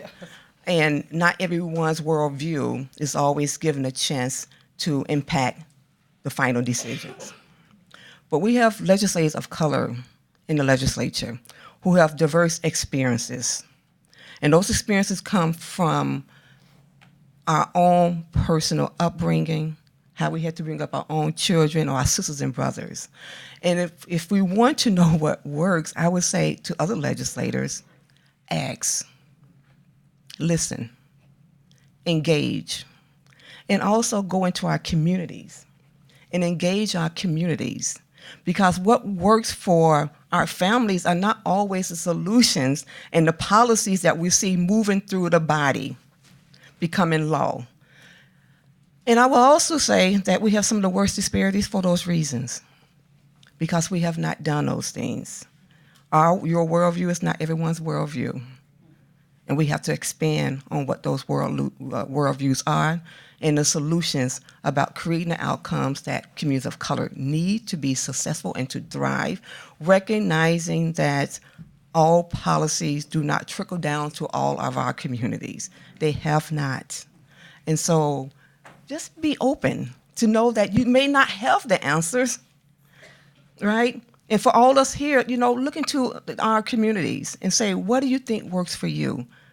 For that mother who says that her child has been suspended, that he or she goes into the classroom and this 1800 model that we continue to use in the 21st century that puts the teacher in front of the classroom and students are supposed to sit still and just listen does not work. We have to be creative. We need to be innovative.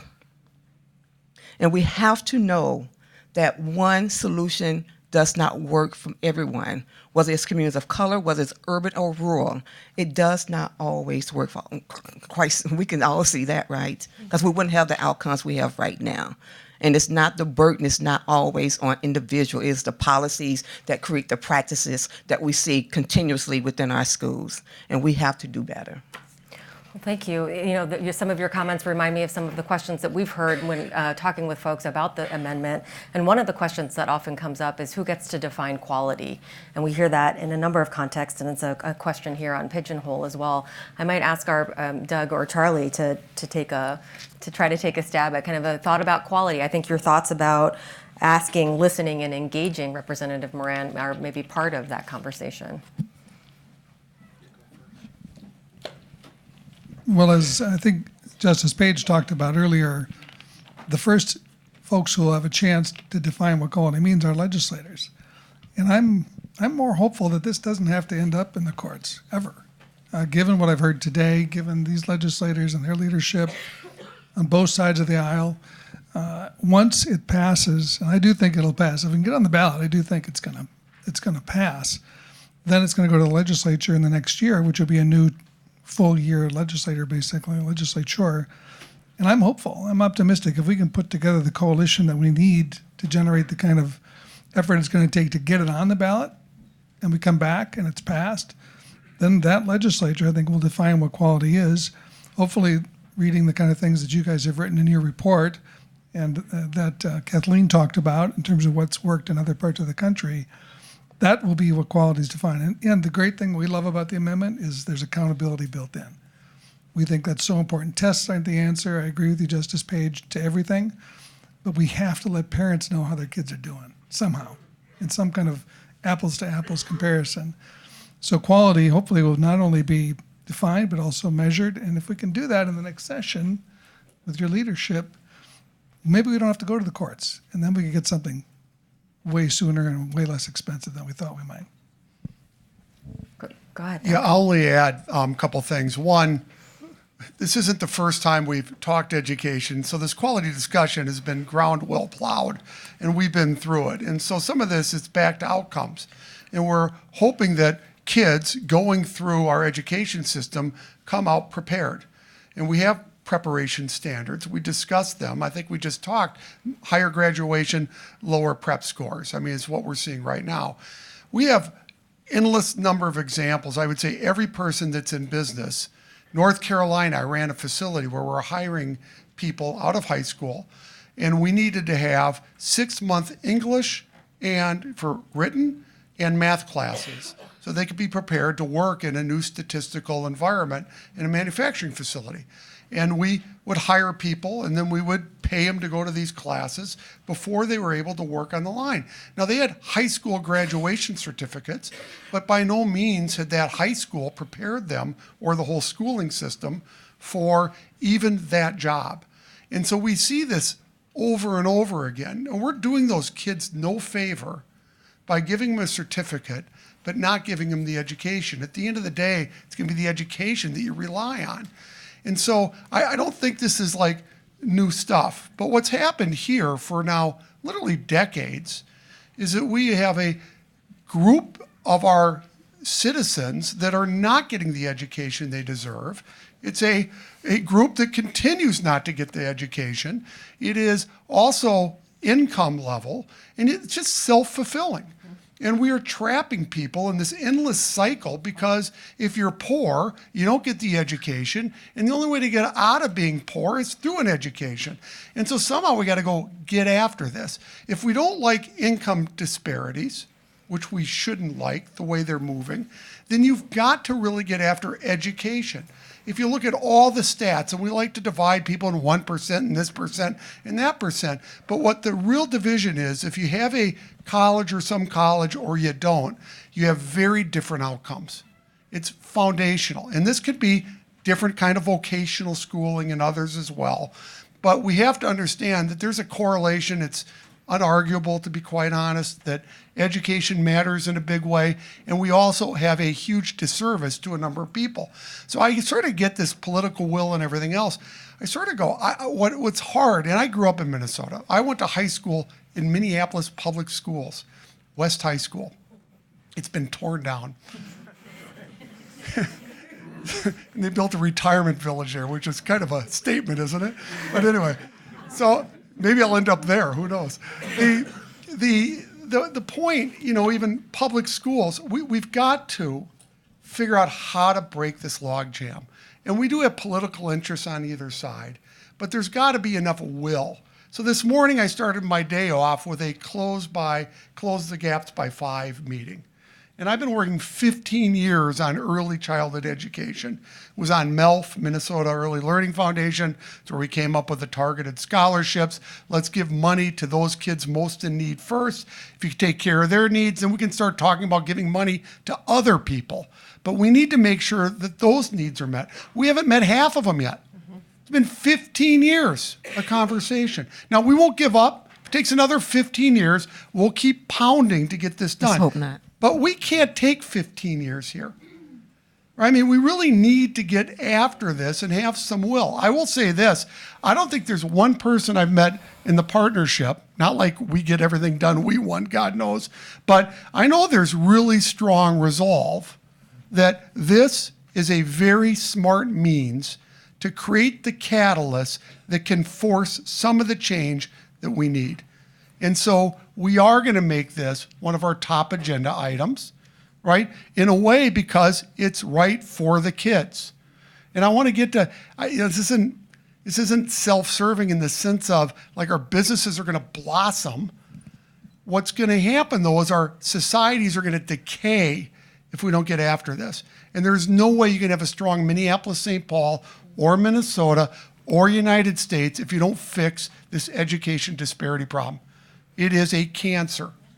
And so how are we going to get after this? And I would say there's a very strong resolve to make this the priority. We hope we get it done this year.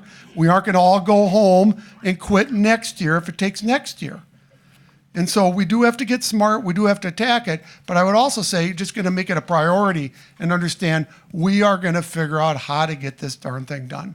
And I will salute you guys for being the catalyst of the catalyst. Just one additional point on quality. I think it's who makes the measures, but then what are they used for?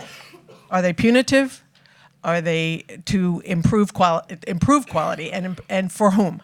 Is it an institutional measure? Is it an individual measure? One of the things that has really worked well at UMR in Rochester, again, no disparities at all in performance, 100% graduation rates, and they're employed or going to graduate school. Individual counselors working with students throughout their time. It's working. It is working. We have good research, and it is by different groups, et cetera. It's valid and reliable. And I just say, let's not let measurement be a boogeyman. Let's let measurement be a tool for continuous quality improvement with an open spirit of learning. How do we do that? Right now, for many, it's fear-mongering, and that's not what it should be. Yeah, and I just want to add on that. On quality, we should also be looking at equity too. And one prime example was when I started grade school, my parents had me go to a school in St. Anthony Park, a wealthier part of St. Paul. And then after a couple of years, they took me out after some incidents to a school from an all white school to an all minority, a majority school by the third grade. And the education I got there, I could tell it was night and day. I was learning what I had already learned from the all white school. Mm-hmm. And when we talk about pouring in just more fundings into our schools, that's not equity. We have to look at the policy. We have to look at who needs the resources more. Is it at school where I was learning at a third grade level, or a school where I was still learning at third grade level? Well, I want to follow up, Representative Zhang. Educators are often asked to do more with less. This is also a question from Pigeonhole. How can this effort help teaching and school leadership become more attractive, supported careers where people have what they need to succeed? Do you have a perspective on that? I'd ask a number of you to respond to you. I'll just say that as a foreign educator, I made nothing. We have to pay more to retain quality, good teachers. They need to make a living. It's embarrassing when educators have to be on public assistance to make ends meet. When I was teaching, I had to buy books and clothes for my children. I was working with immigrants and refugee students. I mean, it's sad. I don't come from a privileged background where I could go to my mom and dad for some extra income to make ends meet. We have to do more for our educators equally when we talk about our students too. And let me just say, we spend a lot of money in education. We spend an abundance of money in education. Yet we are not getting the outcomes for all kids that we want. And so there are some things that are just not working, that we continue to be so closed-minded about the solutions of how we're going to achieve better outcomes for the kids who are failing. You know, it's heartbreaking to have a child enter the whatever grade at whatever level, and 6 months in, a year later, they have not increased any of those gains. That is about looking at that child and saying, this is where you are, this is where we want you to be, this is where you need to be, and work individually, find a solution to ensure that every individual child is gaining some type of growth, the learning growth that is needed to move on, if it's the third grade, to move on to the fourth grade. And so I'm just going to say again and just talk about, because, you know, we see data around the promised neighborhoods, you know, and what the promised neighborhood looks like in St. Paul and Minneapolis or Red Wing or St. Cloud, it's different.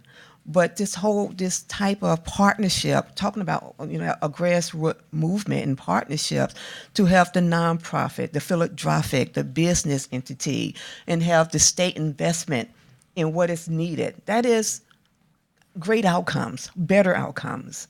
And so there are things that are working, but we have to continue to look at equity and fairness. I like a little justice to be here sometimes, let's look at that a little bit. But just keep our eyes on the children, and you can't punish a school for having bad outcomes when kids are mobile, they're homeless, they're transit, and you expect the same type of outcome for that school as you would a school in Edina. It's unfair. It just doesn't make any sense at all. But we create policies that lead to practices where schools are being penalized. No, the kids in the schools are being penalized. And yes, we have to invest in teachers. We have to invest in social workers. We need more counselors. Trauma is real. Kids are experiencing that. We have some of the highest suicide rates among our students, beginning at the age of 10. Do you know that outcome of the suicide rates among children? So those are things that, that we have to address in the 21st century. So I just ask that as we leave the space that we reimagine and just rethink. Let's leave that 1800 model behind and begin to think about what it is that we need to do today in the 21st century to really ensure the outcomes that we need for every Black and brown child, right? Because we want to be that world best workforce. Families and kids want to be self-sufficient. They want to take care of themselves. They want their kids to do better. But there are many different factors that sometimes we don't want to discuss that is leading to the outcomes that we see when we don't invest in that growth, that development, looking at the mental health pieces. There's many different factors.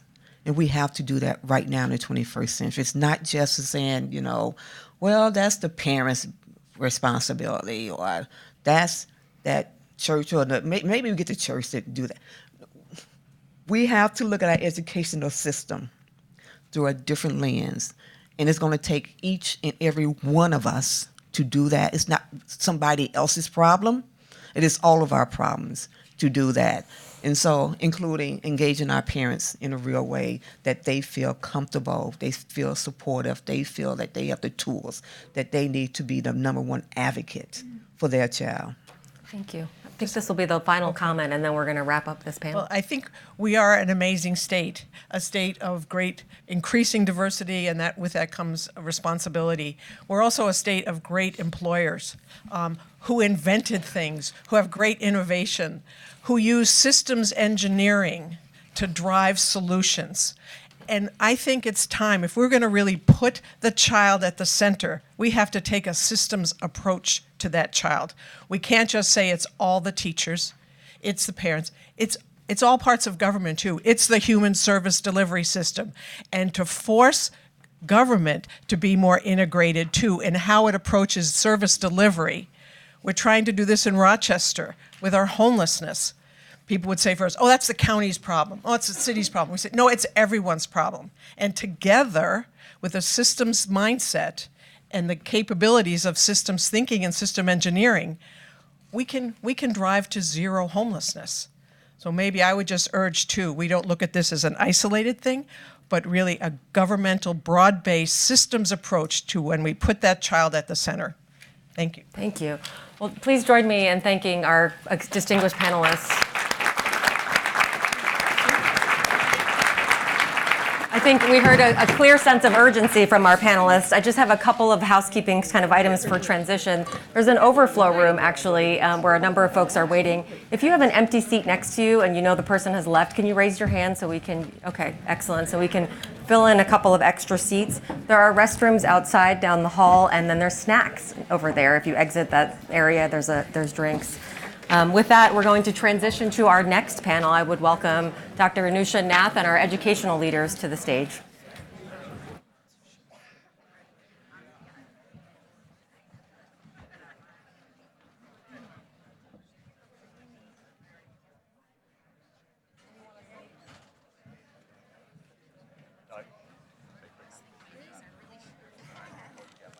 is.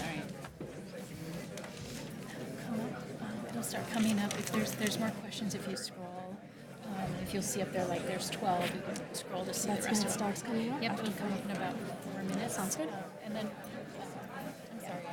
No problem at all. So you could maybe just Hold it, just put yeah. that at the bottom of your stuff. It should be okay, I think, if you.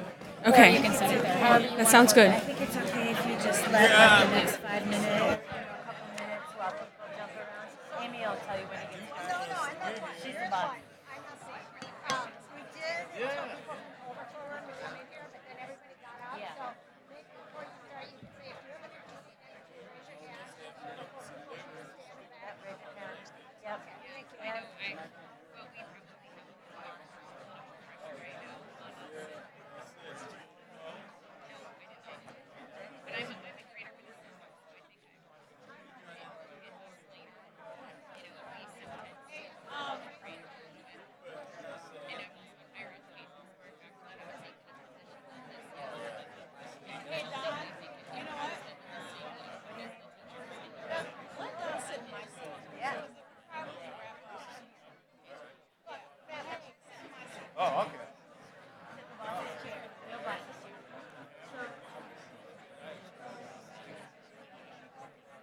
So if someone with the loudest voice can get everybody's attention, she's got a real soft voice. So someone. Our attention right here.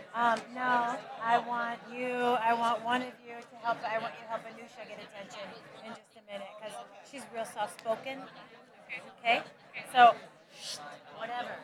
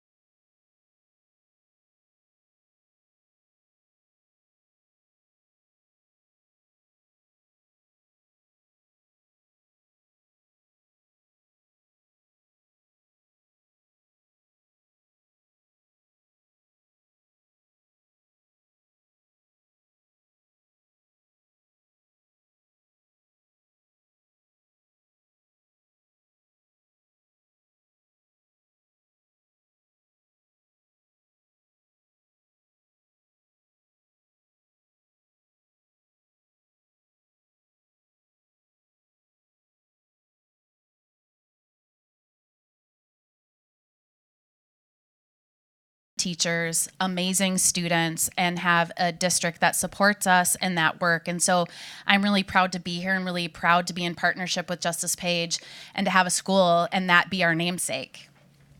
Thank you, Erin, for that.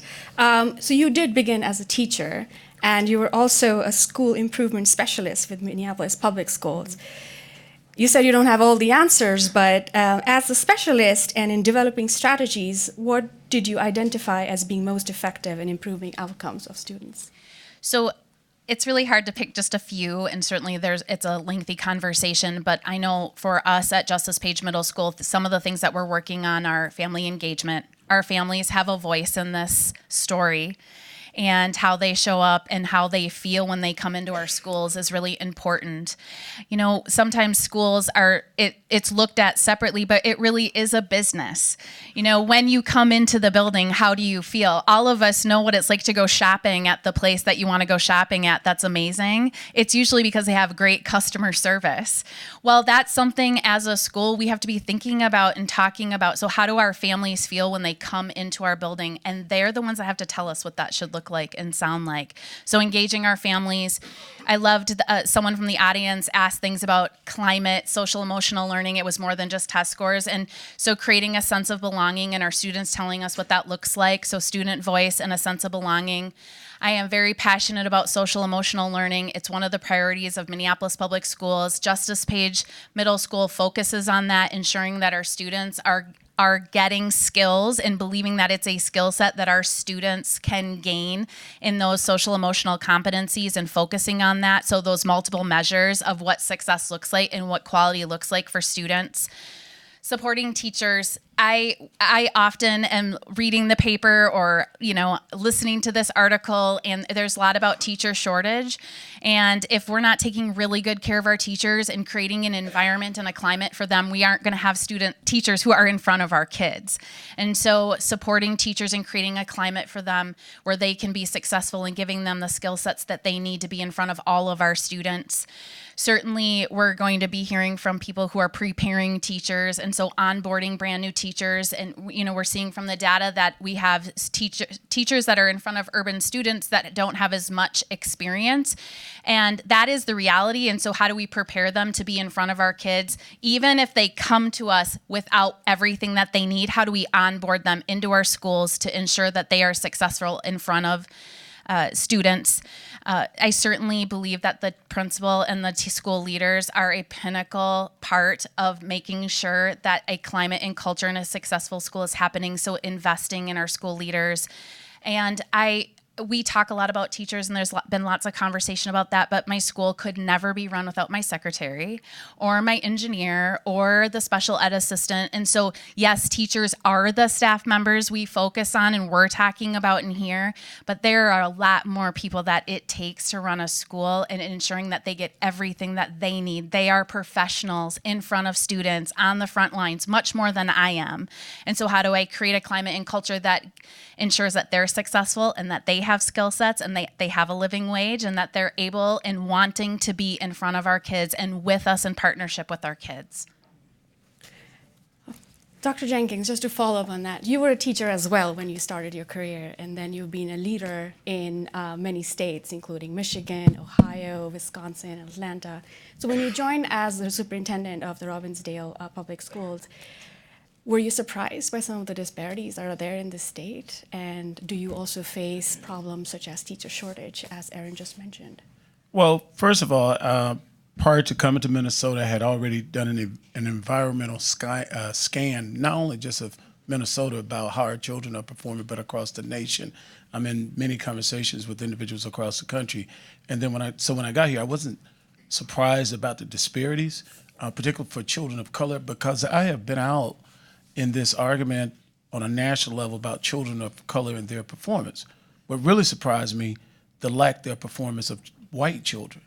We talk here about these disparity gaps. We're comparing children of color to white children as if though white children are being very successful. When you look at their rate of excellence versus non-excellence, you have a number of white children not doing really well. And along with them, you also have the poor children. I aspired to come to Minnesota back in 1993 when I came here as a young administrator and just visiting someone. And I said I wanted to finish my career here. And at that time, Minnesota was thriving on many levels. And so throughout my career, I always kept an eye on Minnesota, what's going on in Minnesota. But I have to tell you, what is daunting is to see here in Minnesota to have disparities worse than my home state of Alabama. And so I'm in a lot of national conversations about, and international conversations about early childhood. And now that I talk about I'm from Minnesota, okay, it is embarrassing because I consider us to be one of the greatest states in terms of wealth, ideas, and innovations.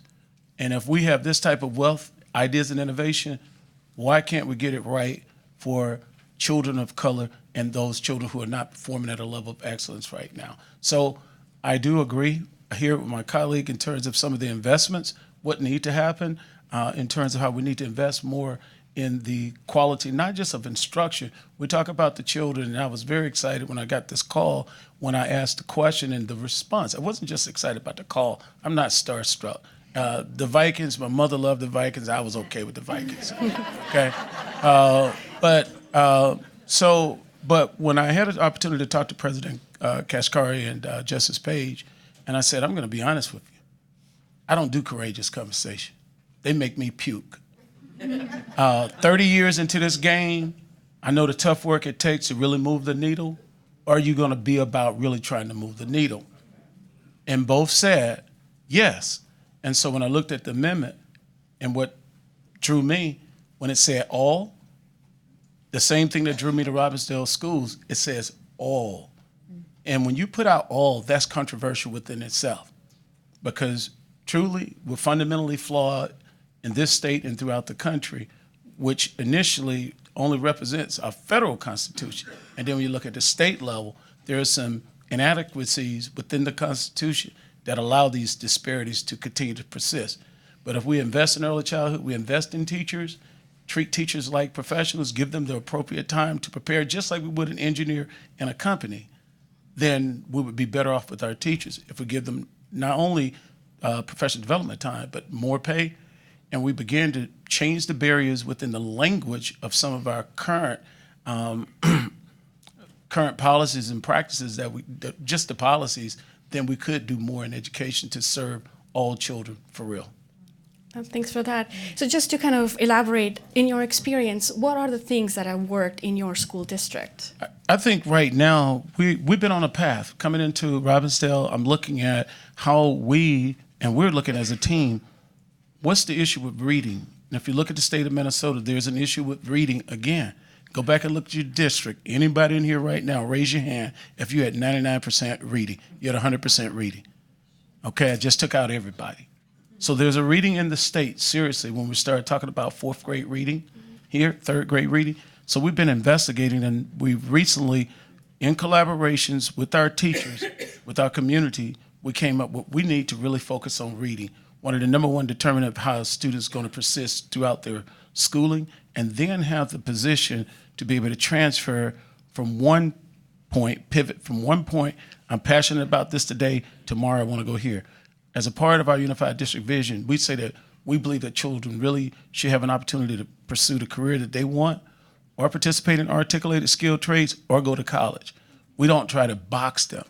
And so to do that, we know that we must fundamentally get reading moving in the right direction. So our board and our community made a heavy investment in the letters program, and I share that with everyone. And if you look at it, you research it, you'll see it's a pretty solid thing.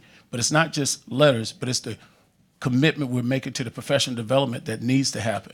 We also looked at an elementary curriculum in our state, what we were looking at in terms of the state standards, and there's not a clear articulated curriculum for a lot of districts, not just Robbinsdale, but in the elementary, we say we have to focus on the elementary, so we just adopted that curriculum to benchmark for our elementary. We'll continue to look at the spectrum from prenatal with our early childhood program. We were one of the first early childhood programs in the state in Robbinsdale. So when we look at the whole piece, and this is just the beginning part of it, but what we're trying to do is to see all of our students serve all of our students, support all of our students, which when we had, when I worked with my colleagues and we went out and had some community conversations with our communities, it came across clearly that what we have that we're doing in practice, people really didn't feel as if though we were seeing everyone, serving everyone, supporting everyone. So we adopted that back in our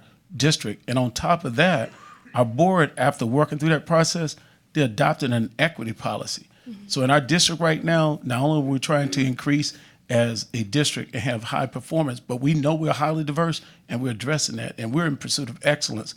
But every day we look through the lens of equity. So it's a lot of great things going on with our staff in our district. And I think the community support, as was shown by the passage of the referendum during a very tough economic time, there's a lot of positive going on in our district right now. Well, that's great. So Sandra, I'll turn to you. So Dr. Jenkins talked about the early childhood programs. Erin talked about family as being one of the key ingredients in development of children. And you work on both these issues as the executive director of Northside Achievement Zone. And you work both with family, communities, as well as schools. Yeah. So can you tell us a little bit about how do you, in your model of bringing the community and schools together, what has been successful in this field, and especially improving outcomes for economically disadvantaged students? Absolutely. Oh, am I on? If you don't mind, I want to go a little bit rogue on you, just a little bit. I want to first thank President Kashkari and Justice Page for bringing this forward. You are doing something that we all have wanted done, like something dramatic, and so I just want to thank you for your courage in doing this and just the thought, right? So thank you. And I just, I gotta say, if you could imagine that that white students were 50th out of 50 states in graduating on time for high school. So just imagine that. If here in the state of Minnesota, white students were 50th out of 50 in 50 states in graduating on time from high school, or if 79% of white students were not at grade level in reading, or 82% of white students were not at grade level in reading, this would be done. Drop the mic. These are the stats for Black students. Right. And to think that we don't need an educational status quo abolitionist movement is cray-cray, because it is exactly what we need, and we would have done it decades ago if the same outcomes for white students were happening to Black. And so for me,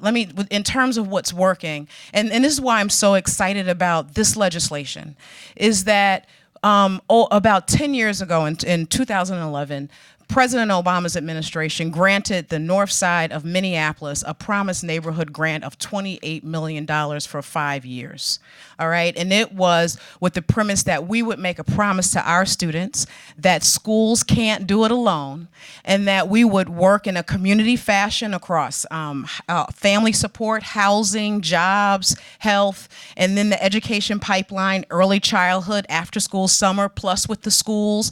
And we work with public district, public charter, and parochial. One of our Catholic school partners is here, and of course the district, and that we would do all of this, and that together and with parents and community partners would change the educational and life outcomes of students.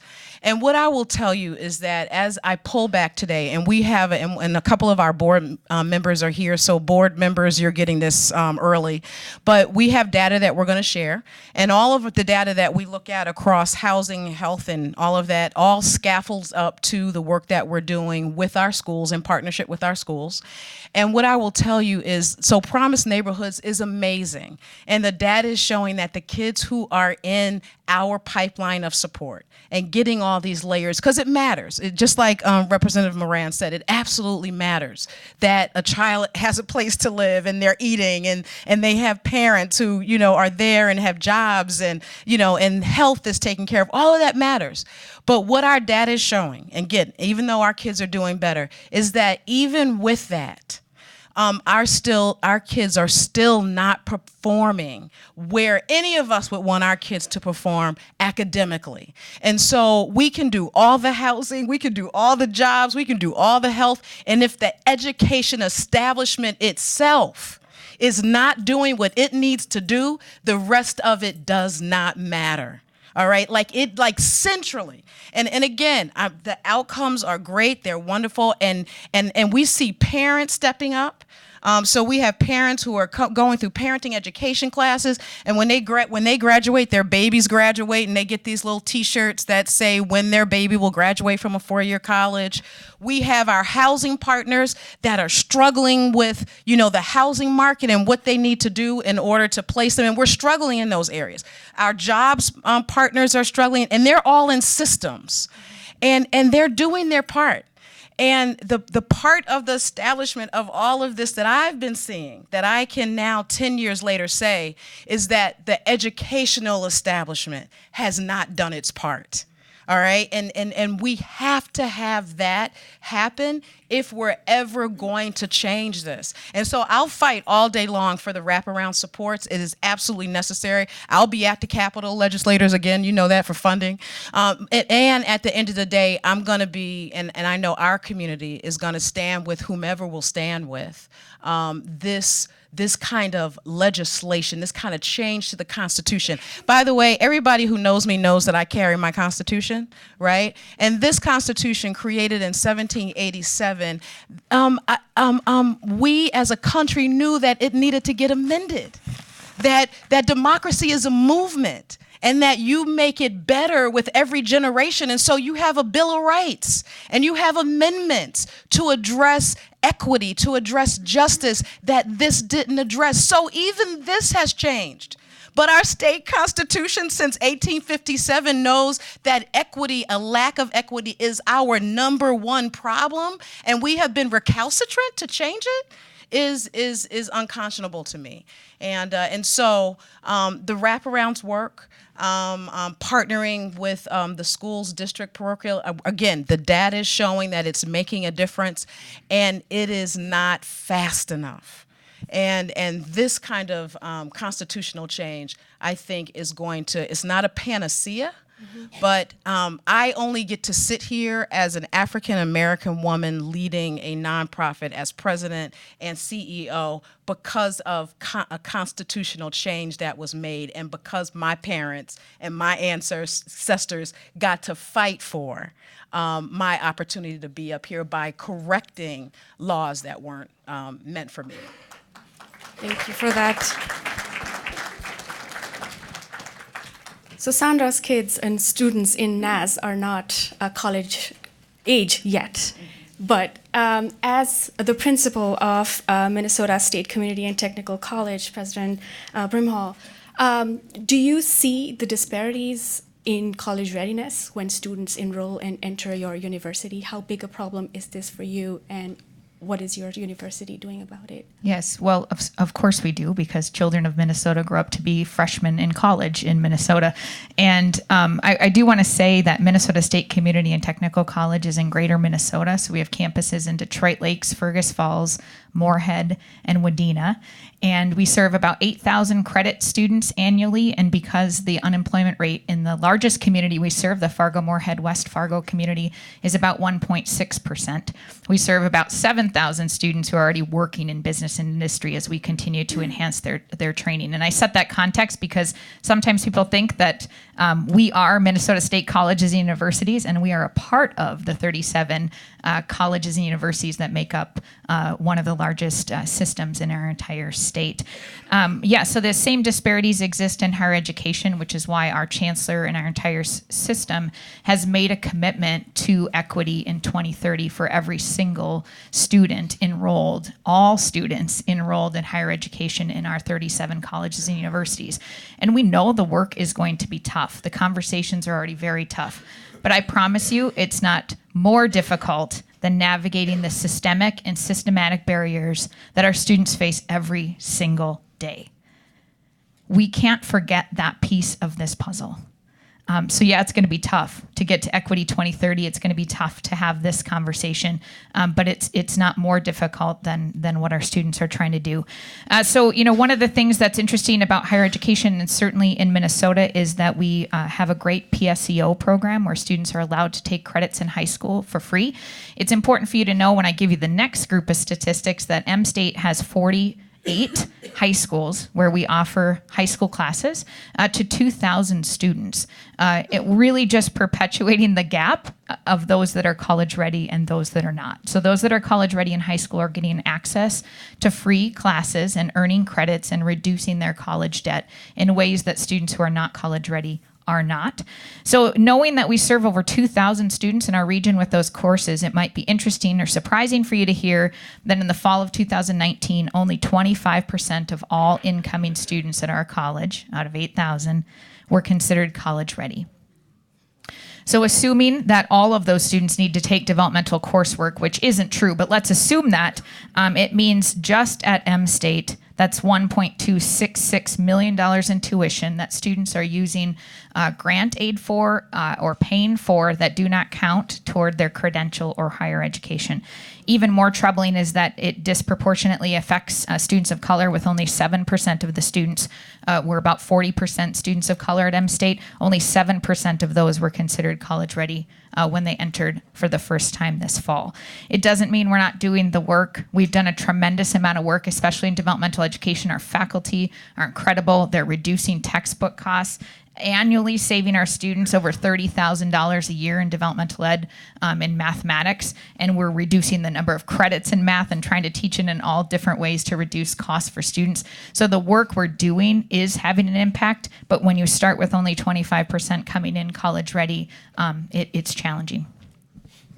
So, Dr. Jenkins, you mentioned curriculum for elementary school, but it seems to me one of the things that could possibly be sort of first stepping stone is it change of curriculum that's needed? What is it really that's needed to get our students college and career ready? No answer in education is just a one silver bullet. So you need curriculum and you need quality staff, period. And let me just say this too, and even when you say going well, I have to ask, what do you mean when you say going well? Okay, because just because we're moving the needle, it doesn't mean we're going well, and the disparities are real. But I think when you start thinking about education, and you heard the mention there of the Constitution, federal and state, and when we're looking at policies, the policies impact practice, and the practice impact the people. And our adults right now within our state, 75% of the people surveyed by one of the demographers said that they don't believe that students of color can learn at a high level. Okay, so we have to go back to the attitude in terms of the adults. And I'm gonna go back to, again, I wanted to be very clear why I said when I looked at this and I said all students, all mean all. I know we have racial disparities, but we have economic disparities, and those things together, well, you have to get everyone. You have to have the school system, you have to have the lawmakers, you have to have the business community. So I was excited to come and have some dialogue about what we should do. Whether it's a change to the amendment or not, I think we have to illuminate these disparities. We've been having quiet conversation about the crisis that we currently have in the state of Minnesota. But this is real. And I heard the business person say earlier about it's not just about the business, it's the business because it's about our quality of life. And right now, I think the things that we have to do in the school system, for myself as an educational leader, we have to change the conversation from test scores and isolation to outcomes. What are going to be the life outcomes for this particular kid? My grandson was just born November the 20th, Bronze. I want Bronze to come here and have all the opportunities that all children have. And that's no different when you go back to Brown versus the Board of Education. The same thing the parents said. I want my little black boy to have the same opportunities, access, as all those white children have. And it shouldn't just be just black and white. It should be about all children having the access.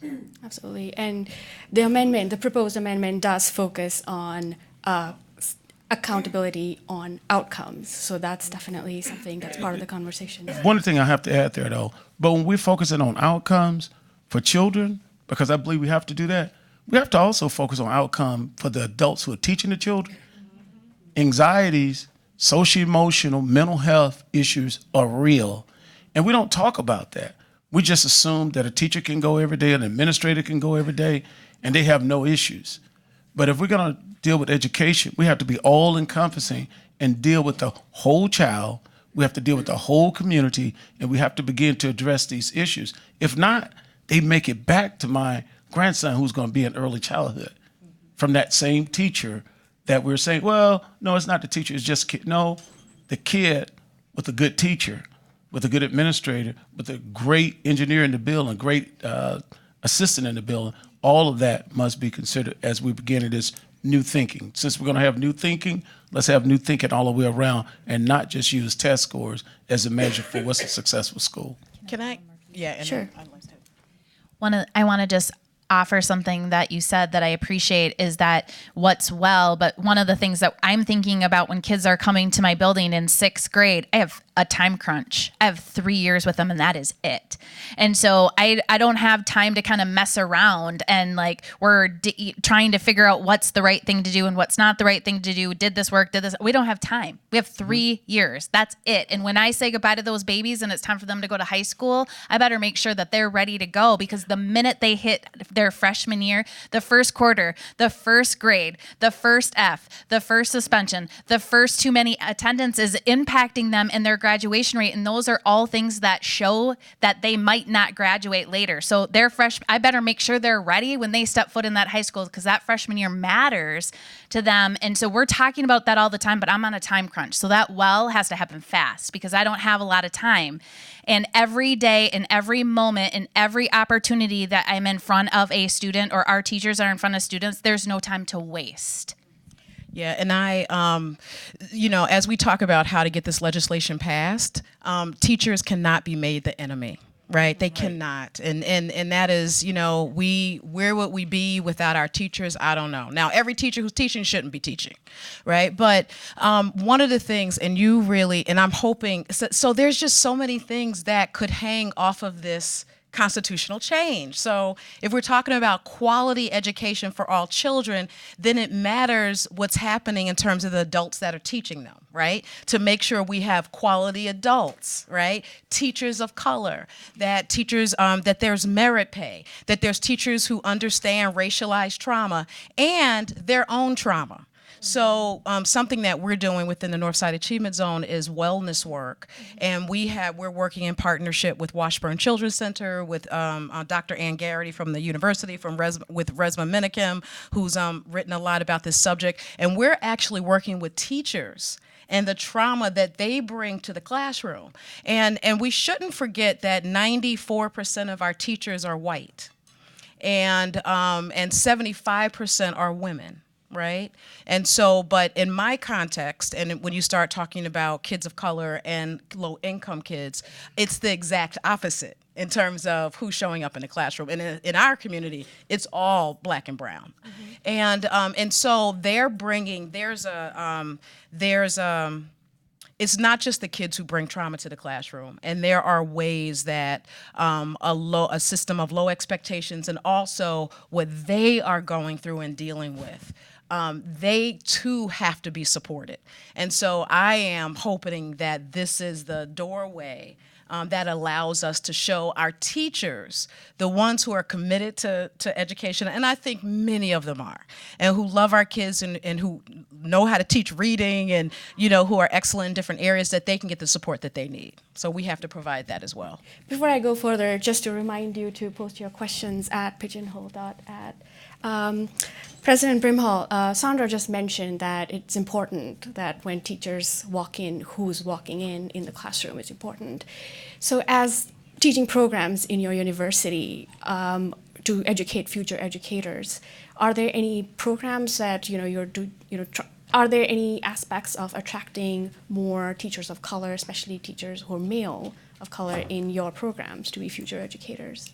I certainly know there are within our system because we're a community and technical college. The students with us would be on the transfer path, so they'd be coming to us for their first 2 years and then transferring on. In education, I've said in the last couple of years we were so busy worrying about everybody else's workforce that we forgot to worry about our own. So we've had, we just have concerns about career and technical educators and people going into the field and wanting to be teachers. I mean, that's our general concern, is the number of applicants we used to get for a position and the number we get now are drastically different. Those are, and we have had in the past healthcare programs with students enrolled in them. The industry, we're a response to industry need, and we had to tell the students, unfortunately, we couldn't start the program because we couldn't find anyone to teach them. So we get in that counter offer piece for educators. And I was a first generation college student, and at the institution where I'm now the president, and things were so different when I went to school, and even though I was a first generation student from a low income family, we've been talking about boots and grit and all those things that we've really thrown out of our vocabulary, because even though I was a first generation college student and I was from a low income family, I had boots on that I could pull up. We've stopped using those analogies because some of our many of our students don't have the boots in the first place.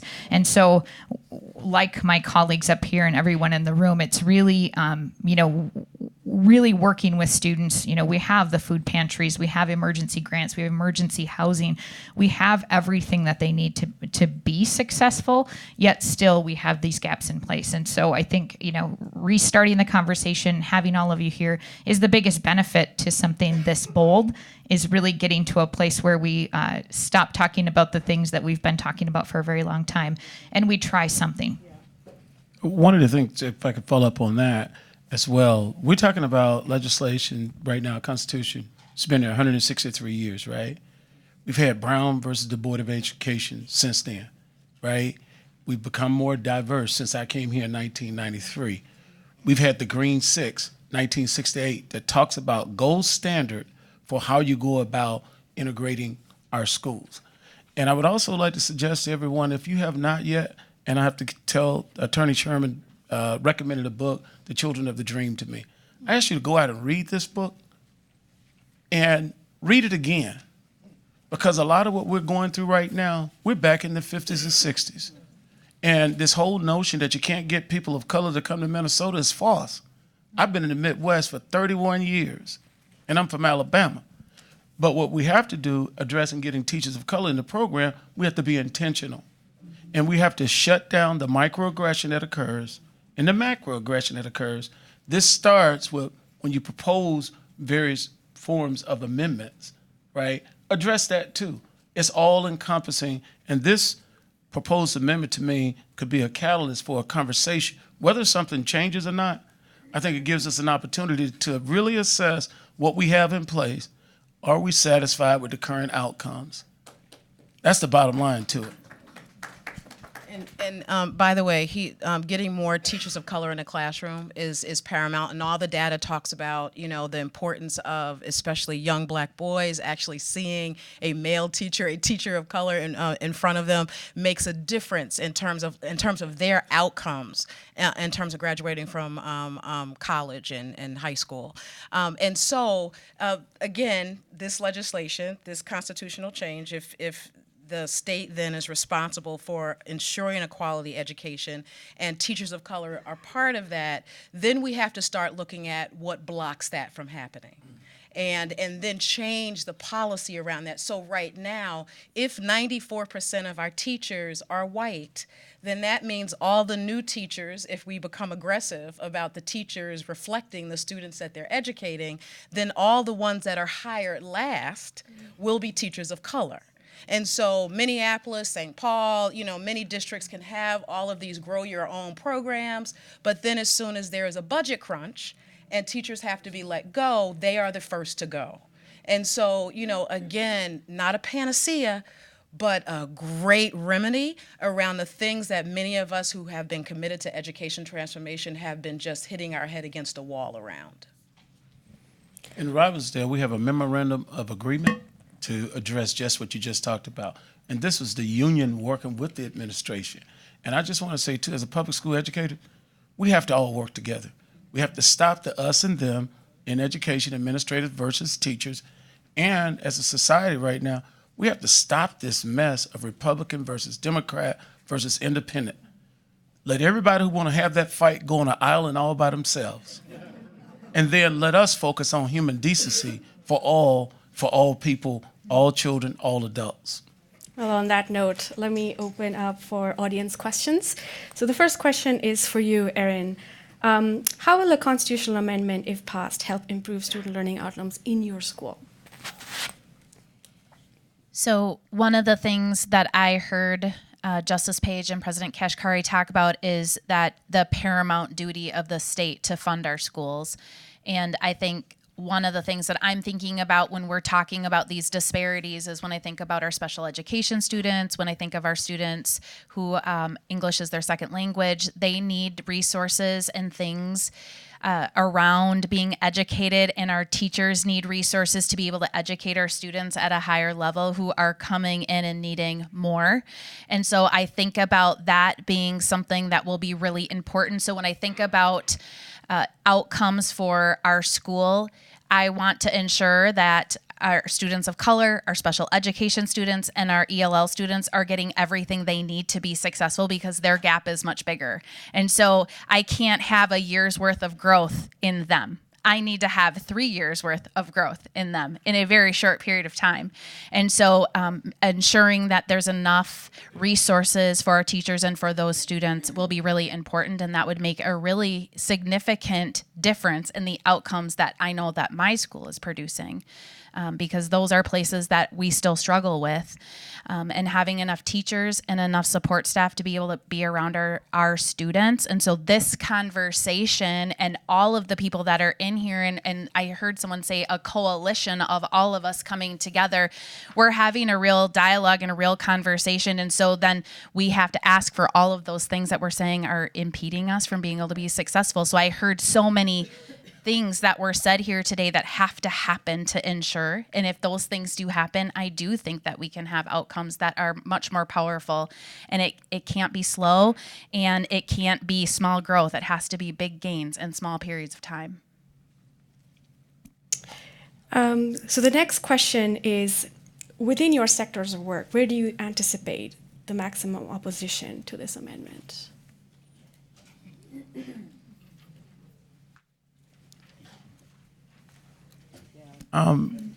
I think within yourself.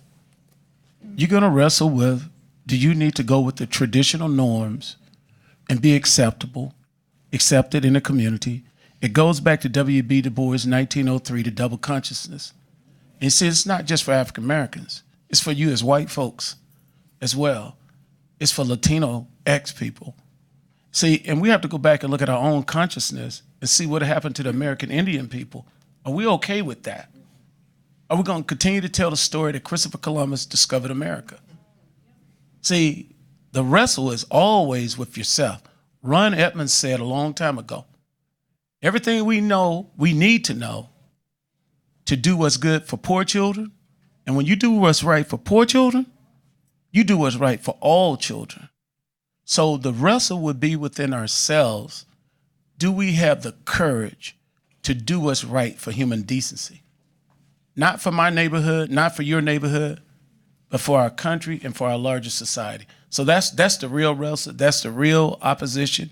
Will I go back and fundamentally change my thought process for how I need to advocate to get it done? Passing an amendment, a change to the Constitution is just that. We've had a Constitution, and it was imperfect. Didn't even recognize me as a human being. On my birth certificate, it still says Negro, and I reject it. Okay, so the fight would be in myself.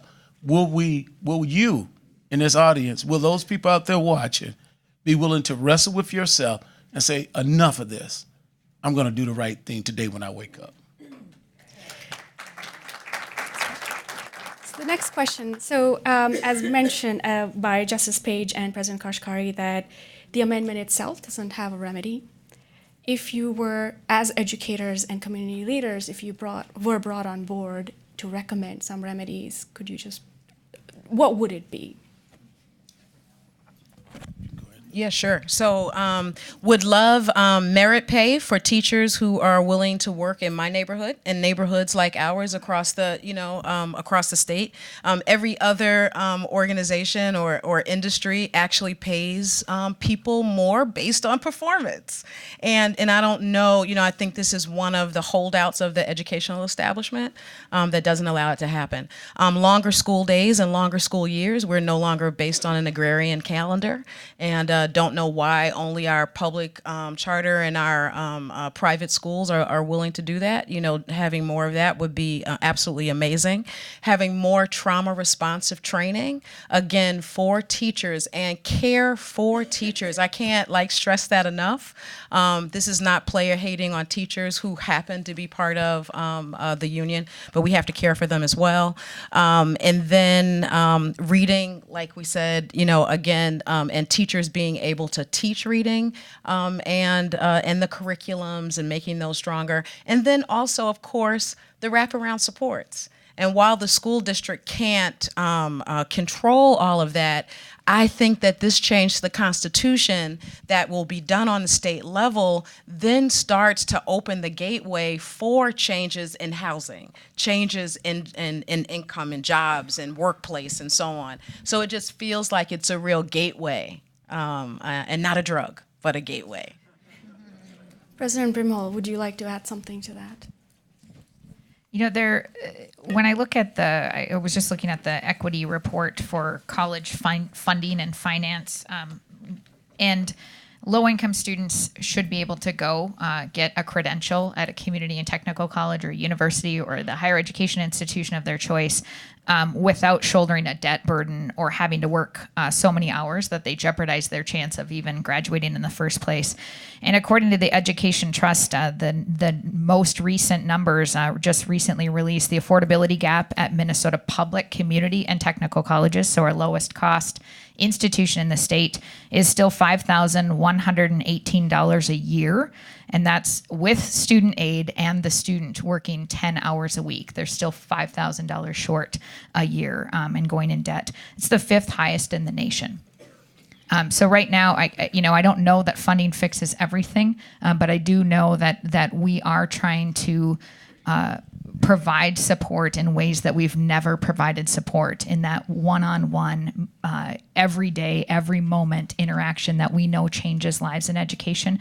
And that's really difficult to do, not only from a staffing perspective, but with students who know they're $5,000 of debt every year. They're trying to make ends meet. So, we can't provide enough protein bars to get them to achieve their dreams. That just isn't possible. And I think that just taking a look at the way that we fund and the way I believe we have the employees in place that know what needs to happen and we're choosing to be in education in this labor market. We're choosing this work because we believe in people, and we've got to figure out a way to allow them to do their work.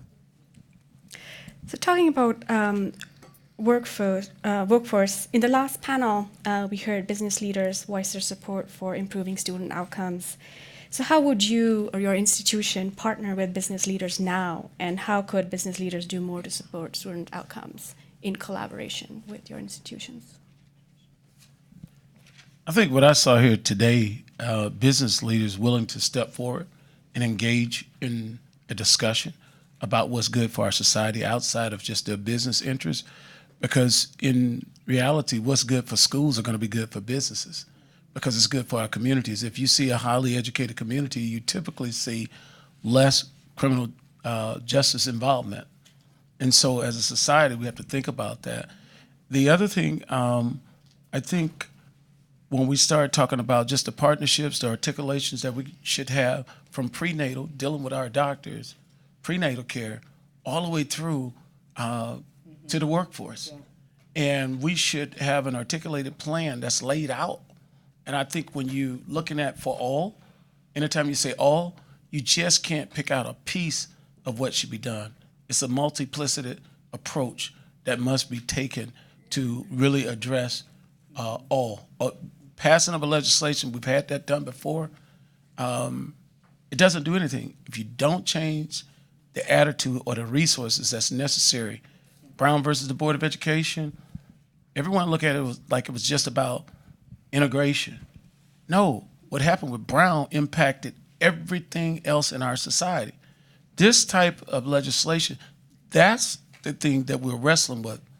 Are we willing now to allow people of color, right, to come in the workforce, to be the CEOs, to be the superintendents, to be the whatever, like everyone else? Not just hiring people to come in at the entry-level jobs.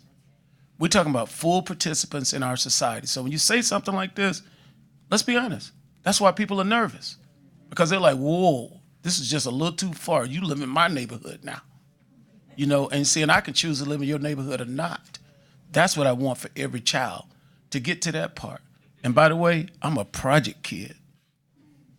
Come from very small means. 3rd grade education with my father, and 10th grade education with my mother. And they produced a PhD. So you can't tell me these parents aren't smarter than my parents or as smart as my parents. Thank you for that. So on that note, I just want to thank the panelists for being here today, and thank you, the audience, for excellent questions. I'll hand over the mic to President Kashkari, who will be introducing our keynote speaker.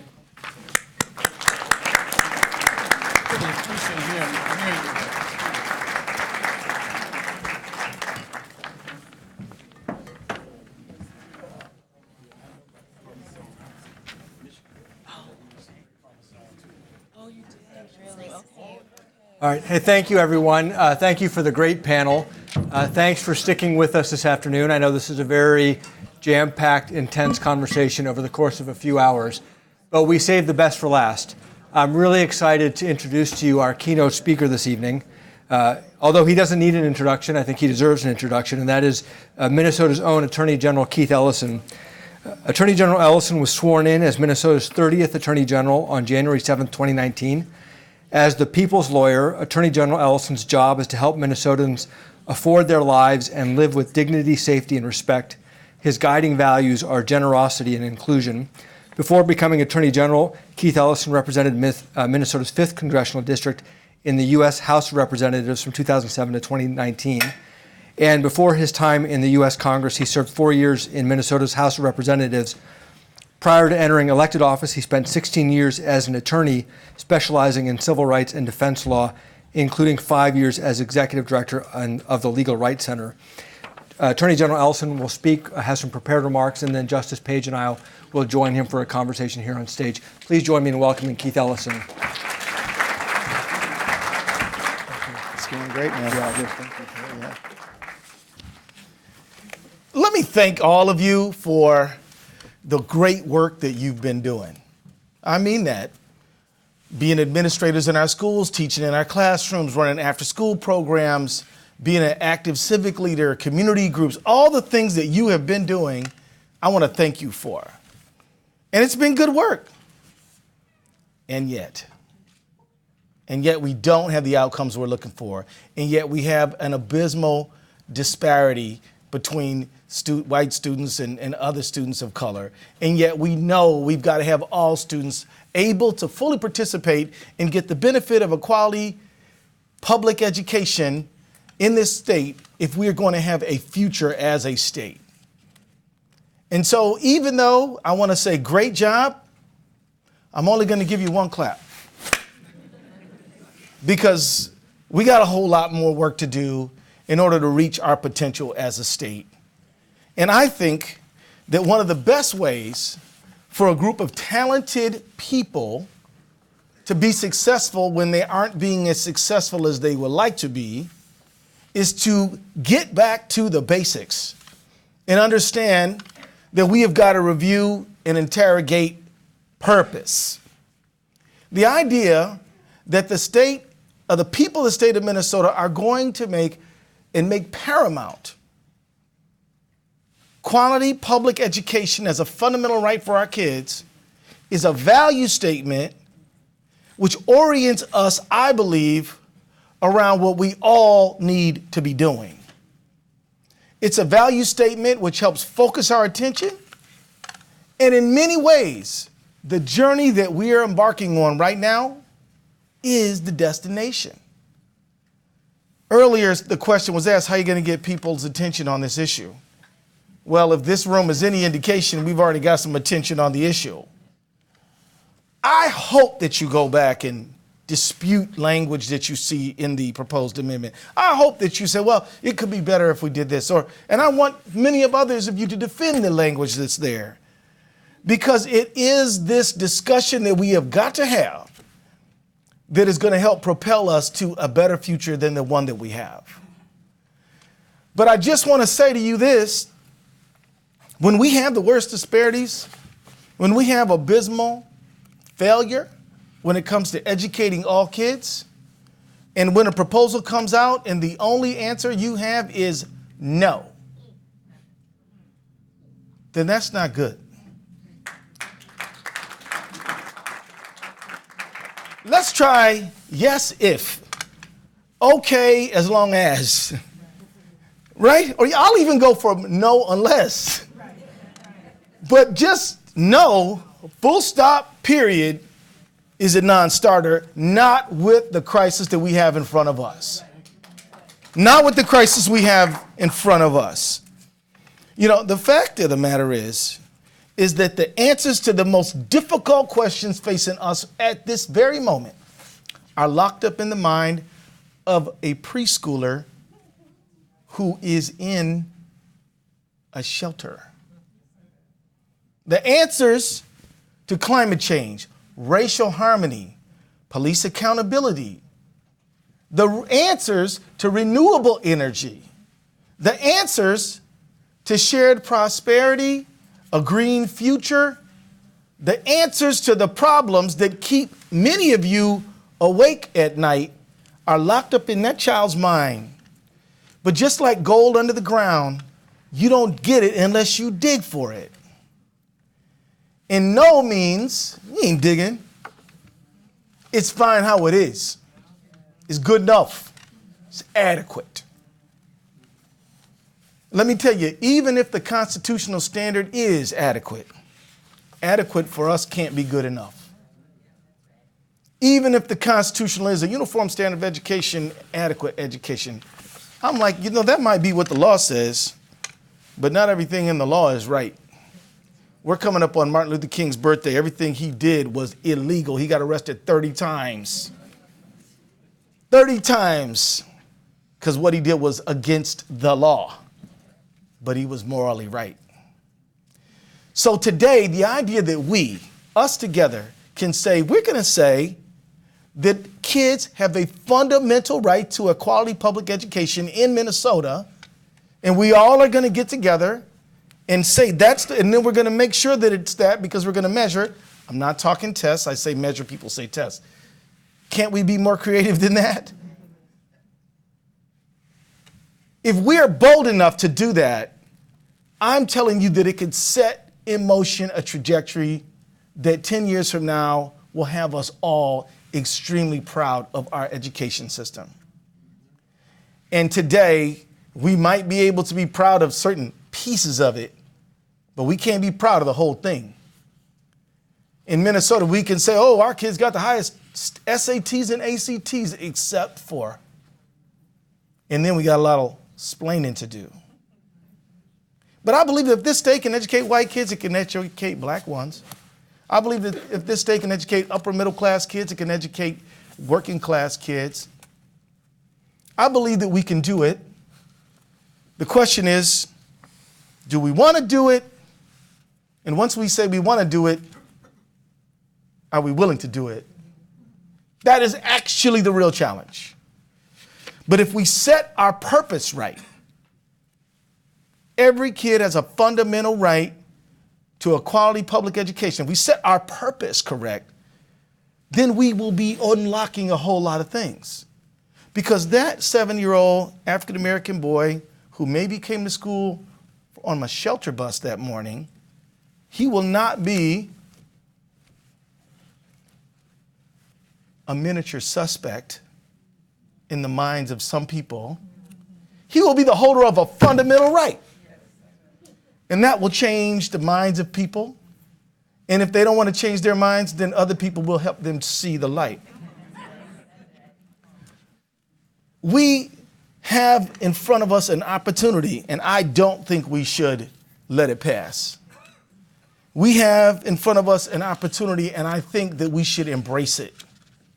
And let me say that if every child in this state has a fundamental right to a quality public education, the people who provide that right are going to have job security. So I encourage people in the education field to embrace it, to look at it as a chance, to make your profession the profession that locks in opportunity and is expected to deliver on it. Now, let me just say this for our teachers. We don't expect you to do it alone. I know this is a real concern, and I don't blame you for raising this as a concern. But let me assure you that my presence in support of this amendment is predicated on the idea that this is something that we all have to do. It is perfectly legitimate for you to say, okay, society, you won't even pay their parents a livable wage. You won't even have them in a decent, affordable housing. You make them live next to a toxic waste dump. And then when you drop them off to us and say, make them all valedictorians. That's not okay. And let me say this to the business community, and I'm glad you're here. It is a problem to come to the legislature and say, we don't want to pay any taxes, but we want high quality public education and a very well-educated workforce. You know, I promised Neel and Justice Page I would be nice today. That's the only tough thing I'm going to say. But I just want to ask our business leaders, I mean, you know, are you telling us that, yes, you'll pay the taxes if you get the outcomes you're looking for? Because if that's what you say, we will take that challenge. If that is your point, fine, let's do it. But if it's just like, you know, if the economy's doing good, I need a tax cut. If it's doing bad, I need a tax cut. And if it's doing up and down, I need a tax cut. Then don't come to us about the state of education, public education, because you're not helping. Is that a deal? I think I heard, yeah, that's a deal. Okay. I believe that it's time to finally commit to investing in early education, which I believe quality, affordable public education implies. I believe it's finally time to deliver and make serious commitments on our kids' mental health, which I believe quality, affordable public education implies. It's hard to learn when you're deeply traumatized. We have to respond. If a kid has a fundamental right to learn, they have a fundamental right to be emotionally well. I think it's time to put an end to disparate discipline. This is a serious problem. And earlier I alluded to this. I said a kid has a right to be considered the holder of a fundamental right to education as opposed to a suspect. I know many of you don't want to believe that. It's true. Your attorney general walked into Detroit Public Schools at 7 years old under suspicion of wrongdoing and was disparately disciplined when his schoolmates weren't for the same behavior. Don't tell me it wasn't because I was black. I know exactly what was happening, and everyone else did too. And if you think that that's not going on in Minneapolis schools or Minnesota schools, it is happening. But it may not be happening consciously. There's such thing as implicit bias. And when judges used to say, you know, that kid, I gave him a break because he just reminds me of myself when I was a kid. You know, I was just a little scamp. That kid, the kid with the saggy pants and the braids and he don't remind me of myself. I'm scared of him. He needs a harsher punishment. Now, did the judge say, I'm going to do this one thing for the white kid, I'm going to do this other thing for the black kid? No. It was just a gut level reaction. And understand this about human beings. Emotion drives choice, not rationality and logic. We've got to unlearn things we have learned. None of us was around for the 250 years that this nation was slaveholding. Very few of us were around when it was a Jim Crow society for the next 100 years. And all of us inherited these last 60 years where we're dealing with the legacy of those first 350 years. So it's not our fault but it is our responsibility to build liberty and justice for. It is our responsibility, and I can think of no better place to start than in our educational system. I believe that inside of our schools, we need to commit to early childhood education, we need to commit to mental health for our kids, and we need to put an end to disparate discipline. But outside of our schools, we need help too. The idea of a fundamental right, I hope, signals something to people who work in the housing world and says, you know, if a kid is highly mobile, if a kid doesn't even know where they're going to sleep tomorrow, what's our role? I hope that this conversation gets sparked. This debate that we're having has the potential to have people in all sectors of our society ask themselves some serious questions about what they can do to help that kid's fundamental right be a reality. And maybe if you're a housing developer, you should say, you know, what are we doing? Are we doing anything? Don't be afraid to say no or not. But if you do come to that honest conclusion, the next thing you should say, okay, so what are we going to start doing? Outside of our schools, we need to build housing and transportation that allow working people to thrive. We do need to raise the minimum wage, folks. It's just not sensible. I mean, we live in a society where there's worse income inequality than any time since the Great Depression. This society has plenty of money. It's just that most working people don't have much of it. And whenever time I read the paper about somebody getting a $167 million golden parachute, I'm thinking there's at least $166.5 million that should go to taxes for public education. That's just an editorial comment. But I'm telling you, I think that we've got to understand that you've got to pay parents better if you want better outcomes for the kids. If the parents can't even afford notebooks and books at home, and the parents can't afford to take a kid to a park, and they can't afford the basics of what it means to expose kids to stuff, then all the onus goes onto the school system. Put the parents in a position by paying employees better in this America. And we don't always look at paying employees as a good thing. Somebody said, oh, well, good news, we have very little inflation growth because, of course, wage pressures have been very low. And I'm like, how's that good? Good for somebody, not the people who I live near. People I live near need a raise. Maybe some bonuses need to be stagnant for a while. And I also think that we've got to take the criminal justice system seriously. I want to commend the Sentencing Guidelines Commission for having this debate around capping probation. Now, you may think, what does this have to do with what we're talking about, Keith? Well, just go talk to some kid whose mom is on probation for 40 years, what that kid's life chances are if mom can't vote, mom can't do this, mom can't do that. Mom, no matter how good she's been over those last 40 years, she's still a felon, and it's tough to get any kind of decent work. Now, when I bring up these outside the classroom points, a lot of people will say to me, well, Keith, look, don't let the school system off the hook. Everybody's hoping to be able to blame somebody else. I agree with that point of view. We should do all that we can with the resources that we have. What we have is an election in November in which we have the chance to make education a fundamental right. Education, public education. Education, quality public education. We have the chance to do that. And I want to invite you to this conversation, invite you to this debate. I want you to put your ideas out there. But at the end of this debate, no is an endorsement of the status quo, which we all find unacceptable. No is saying it's fine how it is. No will invite litigation. No is not all right. Saying we're doing plenty, we're doing this, we're doing that, we don't need to make any changes, we're doing fine.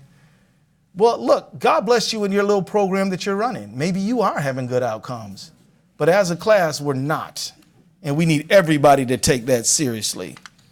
And I just want to wrap up by saying, it's been a long time since we've looked at this constitutional amendment around education. In 1857, for example, the education clause was introduced into our Constitution. And I don't think that it's been updated since then. Women couldn't vote. So when we were trying to educate people, we weren't talking about women.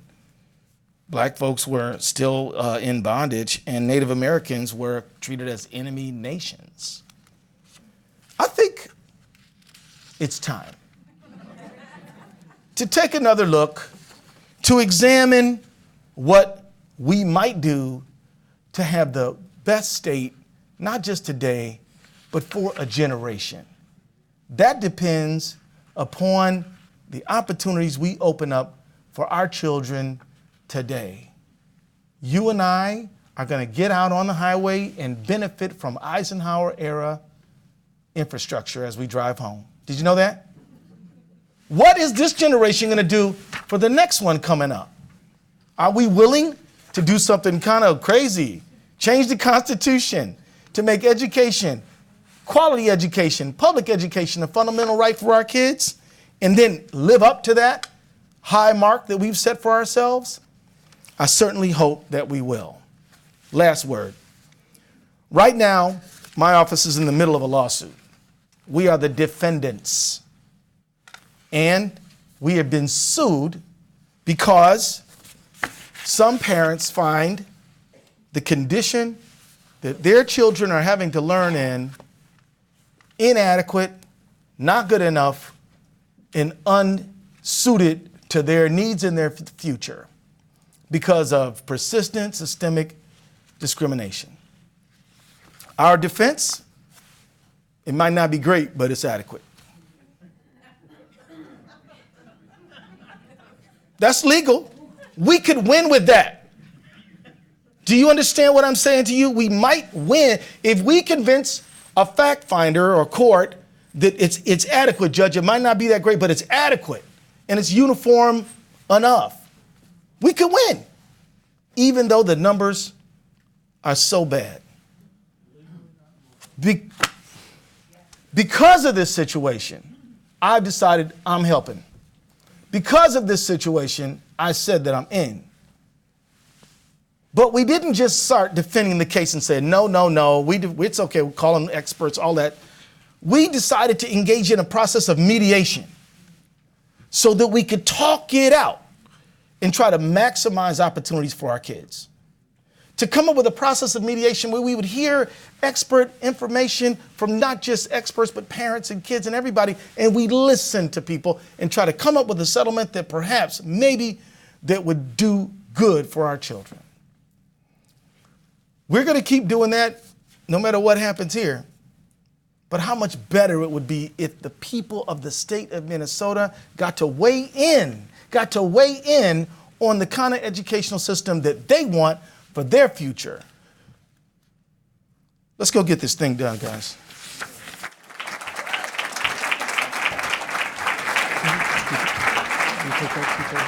That was great. Thank you.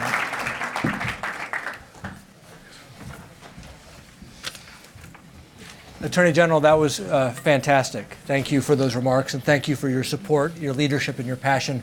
Just to remind everybody, we're going to have a brief conversation up here, and then I hope you'll stick around. We're going to have a reception afterwards, so I hope you can join us and just have informal conversation with all of you. Let me just respond one thing that you said, Attorney General. You know, Justice Page and I we've been meeting with everybody under the sun, educators, legislators, other elected officials, community leaders, and business leaders. And one of the conversations we had with the CEOs, and Doug Baker said it here today, was we said, this might take more money to get better outcomes. And they said, we are willing to spend more money to get better outcomes. We're not willing to spend more money to get the same outcomes. And so they've said that to us over and over and over again. So they'll take your deal. Well, I'm glad to hear that news, and I think that's very encouraging. Look, General Motors does not expect to pay less, to not pay for the steel that it uses to make the cars.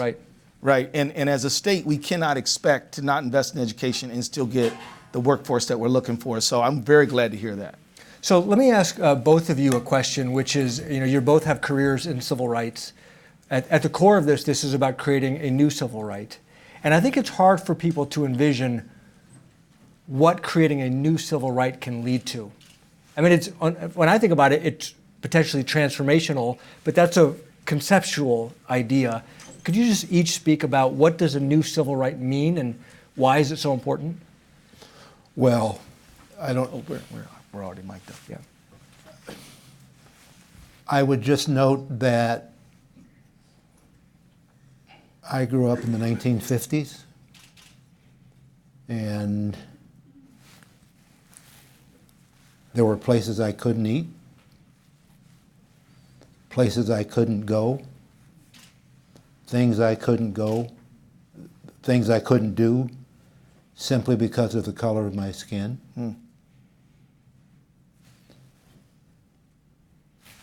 Brown versus the Board of Education, while it was specifically focused on education, it sounded the death knell for state-sponsored apartheid. That's big. That's huge. Brown started the vindication of my rights as a human being. And the proposal that we've made creates not only the civil right, but a means to have that right vindicated. I'll talk about another right. How about the right to freedom of expression? You know, not too long ago, I was in Cairo, Egypt, and there were some people I was talking to who were working on coding, like computers. But they don't have a fundamental right to freedom of expression, so they don't have a right to protect what they wrote. And so, you know, like the president or the president's son or the president's nephew can just say, hey, look, I'm your new business partner. You don't have any rights that flow from that right to freedom of expression to protect your ideas. And so because you don't really have those rights, I believe that society stagnates because it can't unlock the creativity of its people because its people can't have any ownership over their ideas. And so let me just tell you, the fact that we have freedom of expression in this country is not just great music and art and poetry and song. It's actually great innovative achievement that is guaranteed by our Constitution. I mean, you know, all over the world, you know, the United States is a place where people come to invent creative ideas because the Constitution protects your fundamental right to freedom of expression. I can name other ones. Let your imagination flow. What if you didn't have a fundamental right to a jury of your peers? Now, we know that there's racism in the criminal justice system. I work on it every day and have worked on it every day of my adult life.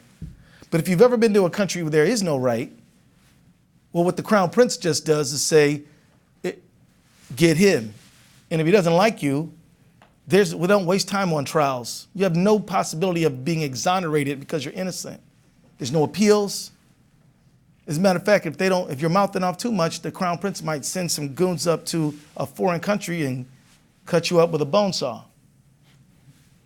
Constitutional rights matter. They do matter, and it's one of the best things about this country, even though this Constitution was, in fact, defective from the start. People gave everything, even their lives, in the Civil War and the Civil Rights Movement to make it better, but it did get better, and because of that, we can sit in this room and discuss this idea. But we're not done. So the question is, what are we going to do now? What are those of us in our 70s, 60s, 50s, 40s, 30s going to do for the people who aren't born yet? Let me ask each of you, Justice Page, you touched on this earlier. We've talked a lot about opportunity to reach one's potential, to reach one's dreams, to open doors. But let's also talk about what it means in terms of justice and in terms of means if we don't do this, and the costs and the consequences of allowing so many children to not reach their potential. Well, you know, a lot of what we see, at least what I saw, particularly with young people who came through our judicial system, was grounded in a lack of hope. I mean, yes, there were some people who had no moral compass, but far more of them simply had no hope. And thinking about Dr. King's upcoming birthday, and I'm paraphrasing here, but he once suggested that people who have hope want to build and create and protect the society they live in. People who don't have hope are inclined to want to destroy that society. Education is the greatest hope creator that I can imagine. And you know, I've had the good fortune to work with and be a part of the lives of more than 7,500 young people through the Page Education Foundation. And those young people, not only through the opportunity to have some assistance going to college for themselves, but are required to create hope by tutoring and mentoring young people. And to see how those folks grow and develop and become productive, good members of our community, have become productive, good members of our community, is, I mean, this is just, for me, this is just an extension of what we're doing there. Absolutely. Attorney General, what do you see? You're the state's top law enforcement officer. You know, I think that if we don't do this, then we will be left with the status quo. And the status quo starts us with an adequate system of uniform, adequate education. I don't know the exact language. Some other people in the room do. I can tell you that debates around adequacy are emotionally unsatisfying. We want to talk about doing great, not doing adequate. Uniform, what if it's all bad? I mean, the bottom line is there are some great stories going on, but the status quo is not acceptable. I will also say this too. I hope that as we think about a fundamental right to a quality public school education, we do also reignite the idea that having people of different ethnic stories in the classroom together is part of that educational process. I hope that, you know, we do say that, you know, racial healing, racial understanding, acceptance of the fact of our multicultural society is part of what it means to be an educated person in America today. We've kind of drifted from that, kind of thought that that was soft stuff, not that important. It's all about reading, writing, math. But those psychosocial, emotional learning things that we talked about, part of that means that you know that there are some people who, yes, they're from Somalia. They may not have been born here, but they're here now. And yes, there's people who speak Swedish and there's people who speak Chinese, and they're all part of this world that I live in. And to them, my language is weird and my name's not the average, you know? And I hope that is something we don't lose in this conversation, because I think it's critically important. Can I just follow up on that? I had the privilege of serving on our state's highest court. There are 7 members to that court. We did well, not because we had 7 Allen pages. You wouldn't want 7 Allen pages because it's all the same thing. We did well, we did better, and I assume the reason we have 7 members of that court is because you get 7 different perspectives. And each one of us learns from the perspective of the other 6 members. And that made us all better. That same thing happens in the classroom. Hearing different voices, hearing different perspectives, somebody who's seen things slightly differently, it enriches all of our ability to think and comprehend. And you're right, we don't talk about that, but that may be as important as anything. I believe it. So in terms of, we have about 5 minutes before we're going to break for the reception. I guess, Attorney General, love to get your advice on how we take this forward. I look at this and I think it's pretty remarkable, the group of people we've already assembled. Very different walks of life, typically people who don't agree on much, and yet they're saying, no, we agree on putting children first. As you think about this as the Attorney General, former member of Congress, former representative here, what do you see the path forward looking like? Well, I think that we need to generate a lot of conversations. You know, if you are in favor of this idea, or even if you're not sure if you're for it, but you kind of think you might, grab the folks in your affinity group and just say, hey, this is what we're going to talk about today. Like if you are a investment advisor, if you have a Wednesday lunch with your colleagues, just say, let's talk about the constitutional amendment today, right? You know, we can talk about, yield spreads later. We're going to talk about kids today. If you're in a sewing group, if you're in a mosque, synagogue, church, talk in your affinity groups about this. We did constitutional amendment in 2012. I don't think this one's going to be just like that one, those two. But I do think one thing that will be similar is it's going to require a lot of conversations, and people are going to slowly make up their mind. I'd say people who don't agree with you, don't try to bludgeon them with your point of view right away. Bring them along. How many times have you gotten an idea in your head, thought you disagreed, woke up the next morning, and started letting it ruminate? Let other people have that same ability to sort of reflect on what the conversation has been. I'd say that, make sure that there's no zip code that we're not touching. We need a map, just like a straight up map. And have we talked to everybody on every piece of geography in our state? I think it's great that the business community is interested in this conversation. We should also have the faith community in this conversation. We should also have, we should have the building trades. We should have people who are in education, all walks of it. So that's the thing. It will take energy and it will take, resources, honestly. But I think it's really critical to do that. I'd say you two should keep your mind open, because there might be some tweaks here and there that could make it a better product. I don't know that there's not. Yeah. I am all open to something that will make it better. Yeah. I will say categorically, I am not open to something that will make it worse, make it less.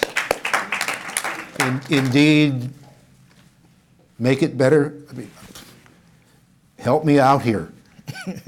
If we can make it better, let's do that. But walk away from it in a heartbeat if we start going down the road of weakening it. I agree with that. I mean, another thing, the way to win this is to make sure that you know how to say no and you know when to say yes to a suggestion. I mean, that's one of the beauties of this amendment, in my view. It sets purpose. And purpose is always great at helping you say to determine what to say yes to, what to say no to, and because you have a purpose, you're going a certain place. I feel that our education system is a little bit adrift, and we got all kinds of stuff we're trying to get done with no real united purpose. That's how come we got all these super talented, smart people, and we're not getting the outcomes that we want. Because I think we need to get together on what's the main thing. And I think you all will be required to articulate that for people time and time and time again. When you don't know where you're going, any road will take you. That's true. Well, we could keep going for much longer, but we're going to have the reception afterwards. Please join me in thanking the Attorney General and Justice Page, and thank all of you. Let me say one quick thing. We're going to have the reception now. Let me just say thank you to all of our speakers who are here today. Thank you to all of you who've taken your afternoon to be with us. And I want to thank all the staff at the Minneapolis Fed. A lot of people worked really hard to put this together. So thank you for pulling it together very quickly. And we'll see you in the reception. Thank you for coming.